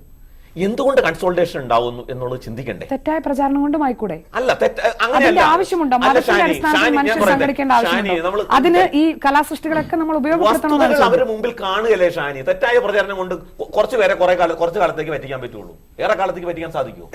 വസ്തുതകൾ അവർ മുന്നിൽ കാണുകയല്ലേ. ഇതൊക്കെ ആവശ്യമാണ്. കലാസൃഷ്ടികളോടും ഈ രീതിയിലുള്ള പ്രതികരണം അങ്ങനെ ഏതെങ്കിലും സംഘടന ഔദ്യോഗികമായിട്ട് ചെയ്തോ? മറിച്ച് ഞാൻ നേരത്തെ പറഞ്ഞല്ലോ, എവിടെയെങ്കിലും ഒരു കാര്യം ഞാൻ പറഞ്ഞോട്ടെ. ഞാൻ ഈ കഴിഞ്ഞ ദിവസം ഈ ഒരു ഭാഗവത സപ്താഹയജ്ഞം ഇവിടെ എറണാകുളത്ത് നടക്കുന്നുണ്ടായിരുന്നു. അതിൻ്റെ വേദിയിൽ എനിക്ക് പ്രസംഗിക്കാൻ അവസരം ഉണ്ടായി. അപ്പോൾ ഉദിത് ചൈതന്യയാണ് അവിടെ ഉണ്ടായിരുന്നത്.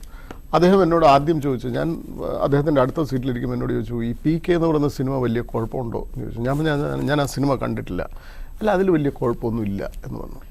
ഞാൻ ചോദിച്ചു, ഞാൻ സംസാരിക്കട്ടെ എന്ന് ചോദിച്ചു. ഭാഗവത സപ്താഹ യജ്ഞത്തിൻ്റെ വേദിയിൽ PK-ക്ക് എതിരെ ഉണ്ടായ ഈ പ്രക്ഷോഭങ്ങളെ വിമർശിച്ചുകൊണ്ട് സംസാരിക്കാൻ എനിക്ക് അവസരമുണ്ടായി. ഈ തരം നിലപാടുകൾ ആത്മീയാചാര്യന്മാരും മത നേതാക്കന്മാരും കൈക്കൊണ്ടാൽ, അതായത് ഇങ്ങനെ ഒരു വേദിയിൽ പോലും ഈ പ്രക്ഷോഭത്തിനെതിരെ സംസാരിക്കാൻ, അത് അന്ധത കൊണ്ടാണ് എന്ന് സംസാരിക്കാൻ നമ്മുടെ മതനേതാക്കൾ അവസരം ആളുകൾക്കുണ്ടാക്കുകയാണെങ്കിൽ, അല്ലെങ്കിൽ ആ തരം ഒരു നിലപാട് പരസ്യമായി പ്രഖ്യാപിക്കാൻ ഇത്തരം ആചാര്യന്മാർ ശ്രമിക്കുകയാണെങ്കിൽ, തീർച്ചയായും ഈ പറയുന്ന ഈ ദൈവം അപകടപ്പെട്ടു പോകും എന്ന് പറയുന്ന പ്രചാരത്തിൽ ആളുകൾ വീണു പോകാതിരിക്കും എന്നുള്ള കാര്യത്തിൽ ഇടയ്ക്കെങ്കിലും ഇത്തരം നല്ല വാക്കുകൾ പറഞ്ഞാൽ ഇനി ഞങ്ങൾക്കത് പറയാനുള്ളത്. ഞാൻ തമിഴ്നാട്ടിലാണ് ജീവിച്ചതെങ്കിൽ ഞാൻ എഴുതിയ ഒരു സിനിമ എനിക്ക് എഴുതാൻ പറ്റില്ല. അടക്കമുള്ള ആളുകൾ ഭരിക്കുന്നില്ല. കേരളം വ്യത്യസ്തമാണ്. ഇടയ്ക്കെങ്കിലും സാറിനെ പോലുള്ളവര് ഇത്തരം നല്ല വാക്കുകൾ ഹിന്ദു ഞാൻ ഇതുവരെ പറഞ്ഞതൊക്കെ മോശം വാക്കായിരുന്നു. അല്ല, ഞാൻ ഇതുവരെ പറഞ്ഞതൊക്കെ ഞാൻ ഒരാളെയും ആക്രമിച്ച് സംസാരിച്ചില്ല, ഒരു നിലപാടിനെയും ആക്രമിച്ച് സംസാരിച്ചില്ല. ഞാൻ സംസാരിച്ചത് മോശവുമല്ല, എനിക്ക് ഉത്തരം ബോധ്യമുണ്ട്. ഞാൻ പറഞ്ഞത് ഏത് മതാചാര്യനും ഇങ്ങനെ ഒരു നിലപാടെടുക്കുകയും ഇത്തരം ആളുകൾക്ക് ഒരു വലിയ വിഭാഗം ജനങ്ങളെ സ്വാധീനിക്കാൻ കഴിയും. പ്രത്യക്ഷമായിട്ട് അങ്ങനെ ഒരു നിലപാടെടുക്കാൻ ഒരു ആചാര്യൻ പണ്ഡിതൻ തയ്യാറായി എന്നുള്ളത് വലിയ കാര്യമാണെന്നാണ് ഞാൻ പറഞ്ഞത്. നല്ല വാക്കുകൾ പറയേണ്ടടുത്ത് പറയുകയും ഒട്ടനവധി നല്ല കാര്യങ്ങൾ ചെയ്യുമ്പോൾ അത് നല്ലതാണെന്ന് പറയാനുള്ള സാമാന്യ ഒരു സംസ്കാരം ഹിന്ദു സംഘടനകളോട് കാണിക്കുന്നില്ല എന്നുള്ളൊരു പരാതി ഹിന്ദു സംഘടനകൾക്കുണ്ട്. ശ്രീ ആർ വി ബാബു, അത് കാണിക്കാതിരിക്കുന്നത് താങ്കളാണെന്ന് ഞാൻ പറയും. കാരണം താങ്കൾ ചർച്ചയുടെ തുടക്കത്തിൽ പറഞ്ഞു സ്വാതന്ത്ര്യം പാണക്കാട് തങ്ങൾ ഇരിക്കുന്ന വേദിയിൽ കിട്ടിയിട്ടുണ്ട്, ഞാൻ സംസാരിച്ചിട്ടുണ്ട്. താങ്കൾ ഈ ചർച്ചയുടെ തുടക്കത്തിൽ പറഞ്ഞു PK എന്ന സിനിമ ഞാൻ കണ്ടിട്ടില്ല എന്ന്. കേരളത്തിലടക്കം PKയുടെ പേരിൽ ഹൈന്ദവ സംഘടനകൾ എന്തോ വലിയ കുഴപ്പമുണ്ടെന്ന് വിചാരിക്കുന്നുണ്ടെന്ന് താങ്കൾക്കറിയാം. താങ്കൾ ഏറ്റവും പ്രധാനപ്പെട്ട ഒരു ഹിന്ദു സംഘടനയുടെ സംസ്ഥാന ജനറൽ സെക്രട്ടറിയാണ്. താങ്കൾ അത് കാണുകയും ആ സിനിമയിൽ അങ്ങനെ ഇല്ല എന്ന് പറയുകയും ചെയ്യേണ്ട ബാധ്യത താങ്കൾക്കുണ്ടായിരുന്നില്ല. ഷാനി, ഞാൻ ചോദിക്കുന്നത്, അങ്ങനെ ഉണ്ടെങ്കിൽ തന്നെ അങ്ങനെ ഉണ്ടെന്നിരിക്കട്ടെ, അത് എനിക്ക് പരാതിയില്ലെന്ന്. ഒരു ഹിന്ദു മതത്തെ സംബന്ധിച്ച് എല്ലാവരും പറഞ്ഞു കഴിഞ്ഞാൽ പ്രശ്നം തീരുമെന്നാണ് ഞങ്ങൾ പറയുന്നത്. ഞാനത് പറയട്ടെ, എല്ലാവരും അത് പറഞ്ഞു കഴിഞ്ഞാൽ പ്രശ്നം തീരുമെന്നാണ് ഞാൻ പറഞ്ഞ പോയിന്റ് അതാണ്. PK-യിൽ ഹിന്ദു മതത്തെ അവഹേളിച്ചോ അല്ലെങ്കിൽ ഈ പറയുന്ന ഗോഡ്മാൻ അവഹേളിച്ചോ ഉണ്ടെങ്കിൽ എനിക്കതിന് പരാതിയില്ല. പക്ഷെ മാതാമൃതാനന്ദമയെ പറ്റി പറയാൻ പറ്റില്ല. അവിടെയാണ് പ്രശ്നം. മാതാമൃതാനന്ദമയിക്കെതിരെ ഞാൻ നിങ്ങൾ നേരത്തെ പറഞ്ഞല്ലോ, മാതാമൃതാനന്ദമയിക്കെതിരെ വ്യാപകമായിട്ടുള്ള പ്രചരണങ്ങൾ ഉണ്ടായി. അത് ഒരു എപ്പിസോഡ് പോലെ നടത്തി. ആ മാധ്യമ സ്ഥാപനത്തിനെതിരെയോ ആ മാധ്യമ പ്രവർത്തകനെതിരെയോ ഏതെങ്കിലും തരത്തിലുള്ള അക്രമ പ്രവർത്തനങ്ങൾ നമ്മുടെ നാട്ടിലുണ്ടായോ?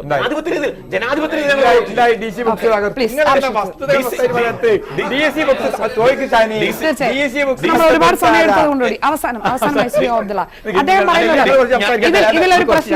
അദ്ദേഹത്തോട് ഞാൻ ചോദിച്ചത് മുഴുവൻ അദ്ദേഹം പ്രതിനിധീകരിക്കുന്ന മതത്തെ കുറിച്ചാണ്. പക്ഷെ ആ പറയുന്നത് എല്ലാവർക്കും ബാധകമാണ്. ശ്രീ രഞ്ജി പണിക്കർ നേരത്തെ ചൂണ്ടിക്കാണിച്ചതുപോലെ ഇങ്ങനെയല്ല ഈ മതം പെരുമാറേണ്ടതെന്ന് കൃത്യമായി പറയാൻ മതത്തിന്റെ പേരിൽ മത നേതൃത്വം ഭാവിക്കുന്ന എല്ലാവർക്കും ബാധ്യതയുണ്ട്. അത് ഉത്തരവാദിത്തമാണ്. അത് നിർവഹിച്ചു കഴിഞ്ഞാൽ പ്രശ്നങ്ങൾ തീരില്ലേ? തീർച്ചയായും എല്ലാ മതത്തിലും തീവ്രതയുണ്ട്. ചില രാജ്യങ്ങളിൽ, ഇപ്പോൾ മുസ്ലിം രാജ്യങ്ങളിൽ, നേരത്തെ അദ്ദേഹം ചോദിച്ചു എന്തുകൊണ്ടാണ് ഇസ്ലാമിൽ മാത്രം തീവ്രത. വളരെ വേഗം പറയാം. ചില മുസ്ലിം നാടുകൾ അമേരിക്കയുടെയും മറ്റും അധിനിവേശത്തിന് വിധേയമായി തെറ്റായ കണക്കുകളുടെ അടിസ്ഥാനത്തിൽ, ഉദാഹരണം ന്യൂയോർക്ക് ടൈംസും വാഷിംഗ്ടൺ പോസ്റ്റും ഒക്കെ പറഞ്ഞതാണ്, രാസായുധങ്ങൾ സദ്ദാം ഹുസൈന്റെ കയ്യിലുണ്ടായിരുന്നില്ല. തെറ്റായ അനുമാനങ്ങളുടെ നിഗമനങ്ങളുടെ അടിസ്ഥാനത്തിലാണ് ഞങ്ങൾ ചെയ്ത് പൂജിക്കുന്നു. അപ്പോൾ ഇറാഖിനെ പോയി ആക്രമിച്ചു, സിറിയ ആക്രമണം നടന്നുകൊണ്ടിരിക്കുന്നു, അഫ്ഗാനിസ്ഥാനിൽ കിളച്ചു മറിച്ചു, പലസ്തീനിലെ നേരെ വമ്പിച്ച ഗസയിൽ. ഇതെല്ലാം നടക്കുമ്പോൾ ആ രാജ്യത്തിലെ ജനങ്ങളുടെ പ്രതികരണം എല്ലാം തന്നെ മഹാത്മാഗാന്ധിയുടെ മാതിരി സമാധാനത്തോടുകൂടി അഹിംസയോടുകൂടി പ്രതികരിക്കുക ചരിത്രത്തിൽ ഉണ്ടായിട്ടില്ല. ആ രാജ്യങ്ങൾ അവരുടെ സ്വാതന്ത്ര്യത്തെ തിരിച്ചു പിടിക്കാൻ വേണ്ടി അവർ നമ്മളെപ്പോലുള്ള മനുഷ്യന്മാർ അവർ പൊട്ടിത്തെറിക്കുന്നു, സ്ഫോടനങ്ങൾ നടത്തുന്നു, ചാവേറുകളാവുന്നു, ചാവുന്നു, ധാരാളം കണക്കിൽ മരണം ഏറ്റുവാങ്ങുന്നു. ഇതിനെ നമ്മൾ ഈ പാകിസ്ഥാനിലെ തീവ്രവാദത്തിനോട് കൂട്ടിക്കെട്ടുന്നത് ശരിയല്ല. പാകിസ്ഥാനിലെ ശുദ്ധ തീവ്രതയാണ്. അതിനെ ഇവിടെ ആരെങ്കിലും, അതുപോലെ തന്നെ ഈ ഇപ്പൊ പറയുന്ന ദൗല ഇസ്ലാമിയെ, ഇതിനൊന്നും തന്നെ ഒരു മുസ്ലിം ഗ്രൂപ്പ് ഏറ്റെടുക്കാൻ പാടില്ല. പാരീസിൽ നടന്ന അതിനേക്കാൾ ഒരു തോന്നിയവാസമാണ്. ഒരു കാർട്ടൂൺ ആരെങ്കിലും പ്രവാചകനെ മറ്റോ നിന്ദിച്ചുകൊണ്ട് ചേർക്കുന്നത്, അപ്പുറത്ത് അതിനേക്കാൾ നല്ല കാർട്ടൂൺ കൊണ്ട് അതിനെ നേരിടണം, അല്ലാതെ തോക്കൊന്നല്ല നേരിടേണ്ടത്. അങ്ങനെ അല്ലാതെ പ്രവാചക ചരിത്രമില്ല. ഇങ്ങോട്ട് ചെയ്ത് പ്രവാചകന്റെ ചരിത്രത്തിൽ അദ്ദേഹത്തെ നമ്മൾ കുറെ ബഹുമാനിച്ചിട്ട് കാര്യമില്ല. അദ്ദേഹത്തിന്റെ മാതൃക പിൻപറ്റിക്കൊണ്ട് മറ്റുള്ളവർക്ക് വിമർശിക്കാനും പറയാനുമുള്ളതായ അവകാശങ്ങൾ വകവെച്ച് കൊടുക്കുക എന്നതാണ് ഇസ്ലാം. ആശയ സ്വാതന്ത്ര്യം, ഇത്തരത്തിലുള്ള ഭീഷണിപ്പെടുത്തലുകൾ അത് PKയുടെ പേരിലാണെങ്കിൽ PK അത്ര വലിയ രാജ്കുമാർ ഹിറാനി ഒരു തരത്തിലും ഭയപ്പെടുകയല്ല ഉണ്ടായത്. അദ്ദേഹത്തിന് കൂടുതൽ ആത്മവിശ്വാസം ഉണ്ടാവുകയായിരിക്കണം ബോക്സ് ഓഫീസിലെ കണക്ക് നോക്കുമ്പോൾ. പക്ഷേ ചില സിനിമകൾ കയ്യൂക്കുകൊണ്ട് നേരിടുന്നത് കണ്ടിട്ടുണ്ട്. കമലഹാസൻ വരെ അവസാനം ചിത്രത്തിന്റെ റിലീസിന് വേണ്ടി സംഘടനകളുമായി ചർച്ച നടത്തേണ്ട ആവശ്യമുണ്ടായിട്ടുണ്ട്. ഇത്തരത്തിലുള്ള പ്രതിഷേധങ്ങളൊക്കെ വീണ്ടും ഇത്തരത്തിലൊരു വിമർശനത്തിൽ കലാസൃഷ്ടിയിലേക്ക് ഇറങ്ങുന്ന ആളുകളെ പേടിപ്പിക്കുമോ? അത് എനിക്ക് പറയാനുള്ളത്, ഈ ഷാർലി ഹബ്ദോൻ്റെ അവിടെ ആക്രമണം നടന്നതിൻ്റെ 2 ദിവസം കഴിഞ്ഞപ്പോൾ നമ്മൾ കാണുന്നത്, പാരീസിലൊരു ഫോട്ടോ നമ്മൾ കാണുന്നത് 2 ലക്ഷത്തോളം പേര് അവിടെ തടിച്ചു കൂടുകയാണ്. ആ തടിച്ചു കൂടിയ ഒരു ഫോട്ടോ നമ്മൾ കണ്ടു. ഇതൊക്കെ ഇന്ത്യയിലായിരുന്നെങ്കിൽ നമ്മൾ ആലോചിക്കേണ്ട കാര്യം, ഇതുപോലെ ആളുകൾ തടിച്ചു കൂടിയാൽ ഇന്ത്യയിലെ ജനങ്ങൾ ചെയ്യാന്ന് വെച്ചാൽ ഈ കൊന്ന ആളെ ജാതി അതാന്ന് നോക്കും, മതാന്ന് നോക്കും. ആ വന്ന ആളുകൾ ഓരോ വീടുകളും കയറി നിരങ്ങി എല്ലാവരും അവസാനിപ്പിക്കുമായിരുന്നു. എന്തുകൊണ്ട് അങ്ങനെ അവിടുത്തെ ആ സമൂഹം അങ്ങനെ ചെയ്തില്ല എന്നുള്ളത് എന്തുകൊണ്ട് അങ്ങനെ ചെയ്തില്ല എങ്കിൽ അതിന്റെ കാരണം പാരീസിലും അല്ലെങ്കിൽ മറ്റ് ഈ സ്കാൻഡിനേവിയൻ രാജ്യങ്ങളും നടക്കാത്തതിന്റെ കാരണം അവര് കുറെ കൂടി ആധുനികമായ സമൂഹമാണ്. മാത്രമല്ല അവർ കുറച്ചും കൂടി ജ്ഞാനോദയം പൂർത്തിയാക്കിയ അല്ലെങ്കിൽ എൻലൈറ്റൻമെന്റ് പൂർത്തിയാക്കിയ സമൂഹമാണ്. നമ്മളാണെങ്കിൽ 68 വർഷത്തെ നമ്മളുടെ ജനാധിപത്യം പ്രാക്ടീസ് ചെയ്തതിന് ശേഷവും നമ്മളിപ്പോഴും എന്താ പറയുക, ട്രഡീഷണൽ സൊസൈറ്റി ആയിട്ട് തന്നെയാണ് നിൽക്കുന്നത്. നമ്മളിപ്പോഴും വ്യക്തിയെ പ്രധാനമായിട്ട് കാണുന്നില്ല. നമ്മൾ കുടുംബത്തിൻ്റെ മാനം, തറവാടിൻ്റെ മാനം, ദേശത്തിൻ്റെ മാനം, ഇതാണ് നമ്മുടെ കയ്യിലുള്ളത്. ഈ ഗോത്രീയ വികാരമാണ് നമ്മളുടെ ശത്രു. ഈ ഗോത്രീയതയിൽ നിന്ന് പുറത്തു കടക്കാതെ നമ്മളുടെ സമൂഹത്തിൽ ആവിഷ്കാര സ്വാതന്ത്ര്യത്തെ പറ്റി ചിന്തിക്കാനേ കഴിയില്ല. എങ്ങനെയാണ് ലോകം ഈ ഭീഷണിപ്പെടുത്തലുകൾക്ക് മറുപടി നൽകേണ്ടത്? അവസാനത്തെ ചോദ്യം. ഇത് വളരെ ലളിതമായ ഒരു പ്രശ്നമാണ്. ഇത് രാഷ്ട്രീയ പ്രശ്നമാണ്, മതത്തിന്റെ പ്രശ്നമല്ല. കാരണം മതക്കാരുടെ കയ്യിലുള്ള മൂല്യങ്ങളും ഗ്രന്ഥങ്ങളും അവതാരങ്ങളും പ്രവാചകന്മാരും ഒക്കെ അനവധി നൂറ്റാണ്ടുകൾക്ക് മുമ്പ് ജീവിച്ച ഗോത്ര സമൂഹങ്ങൾക്ക് ജീവിച്ച ആളുകളാണ്. അപ്പോൾ അവരിൽ നിന്ന് പഠിക്കാനുള്ളത് പഠിക്കേണ്ടതല്ല ഞാൻ പറയുന്നത്. അത് പഠിക്കുമ്പോൾ നമ്മുടെ ആധുനികത്വം, നമ്മുടെ ജനാധിപത്യം എന്നൊരു സംഗതിയുണ്ട്. അതിൻ്റെ ഭാഗമാണ് മതേതരത്വം, ദേശീയത എന്നൊക്കെ പറയുന്നത്. അപ്പം നമുക്ക് തീർച്ചയായിട്ടും നമ്മളിപ്പോൾ പഠിച്ചു വെച്ചാൽ എന്താ, വിമർശനമൊക്കെ രാഷ്ട്രീയത്തിലാവാം, സാഹിത്യത്തിലാവാം, സിനിമയിലാവാം. മതത്തിലോ ജാതിയിലോ വിമർശനം പാടില്ല. ഇപ്പം നമ്മുടെ മതപാരമ്പര്യങ്ങളിലും ജാതി പാരമ്പര്യങ്ങളിലുള്ള സ്ത്രീവിരുദ്ധത അത് പറയുമ്പോൾ ഉടനെ മതവികാരം എന്ന് പറയും. അപ്പം ജനാധിപത്യത്തിൻ്റെ പ്രശ്നമാണിത്. കൃത്യമായിട്ട് നമ്മുടെ നാട്ടിലെ രാഷ്ട്രീയക്കാരുടെ അരാഷ്ട്രീയത കൊണ്ട് മാത്രമാണ് ഇങ്ങനൊരു സാധനം നടക്കുന്നത്. ഞാൻ ഉദാഹരണം പറഞ്ഞാൽ, ചേകനൂർ മൗലവിയെ 93 ജൂലൈ 29 ശ്വാസം മുട്ടിച്ചു കൊന്നു. കേരളത്തിൽ ഒരു രാഷ്ട്രീയക്കാരൻ അത് ഏറ്റെടുത്തിട്ടില്ല. ജോസഫിന്റെ കൈവെട്ടിയ പ്രശ്നം ഉണ്ടാക്കിയ അത്ര പോലും പ്രശ്നം ആ കൊലപാതകം ഉണ്ടാക്കിയില്ല. ആലോചിച്ച് നോക്കൂ. അപ്പോ എങ്ങനെയാണ് മതത്തെ അത് മതവികാരം വ്രണപ്പെടുത്തിയിട്ടാണ് വെച്ചാൽ മണിശങ്കരയ്യർ പറഞ്ഞ എന്തൊരു അന്യായം ആലോചിച്ച് നോക്കൂ. അതായത് ഇതിനൊക്കെ പ്രതിഷേധിക്കണം, പ്രതിരോധിക്കണം. അതിന് ജനാധിപത്യത്തിന്റെയും അഹിംസയുടെയും സമരത്തിന്റെയും മാർഗങ്ങളുണ്ട്. ഒരു തൂലികയെ നേരിടുന്നത് തോക്കുകൊണ്ടല്ല, വേറൊരു തൂലിക കൊണ്ടാണ്, അല്ലെങ്കിൽ മൗനം കൊണ്ടാണ്, അല്ലെങ്കിൽ അവഗണന കൊണ്ടാണ്. ഇപ്പോൾ ഒരു ഷൂസിന്റെ അടിയിൽ അള്ളാഹു എഴുതി വെച്ച് അത് കണ്ടില്ലാന്ന് അടിച്ചാൽ കഴിഞ്ഞു അത്. കാരണം ഇത് പ്രകോപിപ്പിക്കുന്നതാണ് യുദ്ധം ചെയ്യുന്നതിനേക്കാൾ ലാഭം എന്ന് അവർക്കറിയാം. ആ വെട്ടിൽ വീഴാതിരിക്കാനുള്ള കോമൺ സെൻസ് ഓരോ വിശ്വാസിക്കും വേണം. എന്റെ പ്രശ്നം മതത്തിന്റെയോ വിശ്വാസിയുടെ അല്ല, ജനാധിപത്യത്തിന്റെയും ആധുനികത്വത്തിന്റെയും മതേതരത്തിന്റെയും പ്രശ്നമാണ്. അതുകൊണ്ട് ഇതിന് രംഗത്തിറങ്ങേണ്ടത് ഇവിടുത്തെ ഓരോ രാഷ്ട്രീയക്കാരുമാണ്. രാഷ്ട്രീയ പാർട്ടികൾ തന്നെ, ഇപ്പൊ കമ്മ്യൂണിസ്റ്റുകാർക്ക് തന്നെ ആവിഷ്കാര സ്വാതന്ത്ര്യം വലിയ സുഖമുള്ള ഏർപ്പാടായിരിക്കില്ല. ഇപ്പൊ ഗോർബച്ചേവ് വരുന്നതിന് മുമ്പ് റഷ്യയിൽ എന്തായിരുന്നു സ്ഥിതി? കേരളത്തിൽ തന്നെ അവരുടെ ഒരു മീറ്റിംഗിൽ പ്രസംഗിച്ചതിന് സക്രിയ ആക്രമിച്ച കൂട്ടരാണ് ഇവിടുത്തെ CPM എന്ന് പറയുന്നത്. ഒരു ഉദാഹരണം പറയുന്നത്. അപ്പൊ ഇവിടുത്തെ രാഷ്ട്രീയക്കാർക്കുണ്ട് ഈ സൂക്കേട്, മതക്കാർക്ക് മാത്രമുള്ളതല്ല. അപ്പൊ ഈ പ്രശ്നം മതമല്ല, പ്രശ്നം ദൈവമല്ല, പ്രശ്നം പ്രവാചകനല്ല, പ്രശ്നം കൃത്യമായി രാഷ്ട്രീയമാണ്. അതിന്റെ രാഷ്ട്രീയം തിരിച്ചറിയുകയും ആർക്ക് ആരെയും വിമർശിക്കാനുള്ള സ്വാതന്ത്ര്യമുണ്ട്. അത് ഇവിടുത്തെ ഭരണഘടനയുടെ 19ാം ആർട്ടിക്കിൾ ഉറപ്പാക്കിയ മനുഷ്യാവകാശമാണ്. 1789 ഫ്രഞ്ച് റവല്യൂഷൻ ഉണ്ടായത്. അതിന്റെ പ്രധാനപ്പെട്ട ഒരു സംഗതി ഫ്രീഡം ഓഫ് സ്പീച്ച്, അഭിപ്രായ സ്വാതന്ത്ര്യമായിരുന്നു. അതിനും 100 കൊല്ലം മുമ്പാണ് ഇംഗ്ലണ്ടിൽ 1689 അങ്ങനെ ഒരു ബില്ല് വന്നത്. ഡെമോക്രസി എന്നൊരു സാധനം, ജനാധിപത്യം എന്നൊരു സാധനം നിലനിൽക്കണമെങ്കിൽ വേറെ എന്തില്ലെങ്കിലും അഭിപ്രായ സ്വാതന്ത്ര്യം കൂടിയേ കഴിയും. വളരെ നന്ദി. സജീവമായ ചർച്ചയിൽ പങ്കെടുത്ത എല്ലാവർക്കും. വളരെ കൃത്യമായി രാഷ്ട്രീയ ചോദ്യങ്ങൾ ഉയർത്തുന്ന അദ്ദേഹത്തിന്റെ പരാമർശത്തിൽ ചർച്ച അവസാനിപ്പിക്കുകയാണ്. വളരെ സജീവമായ ചർച്ചയിൽ പങ്കെടുത്ത പ്രേക്ഷകർക്കും നന്ദി.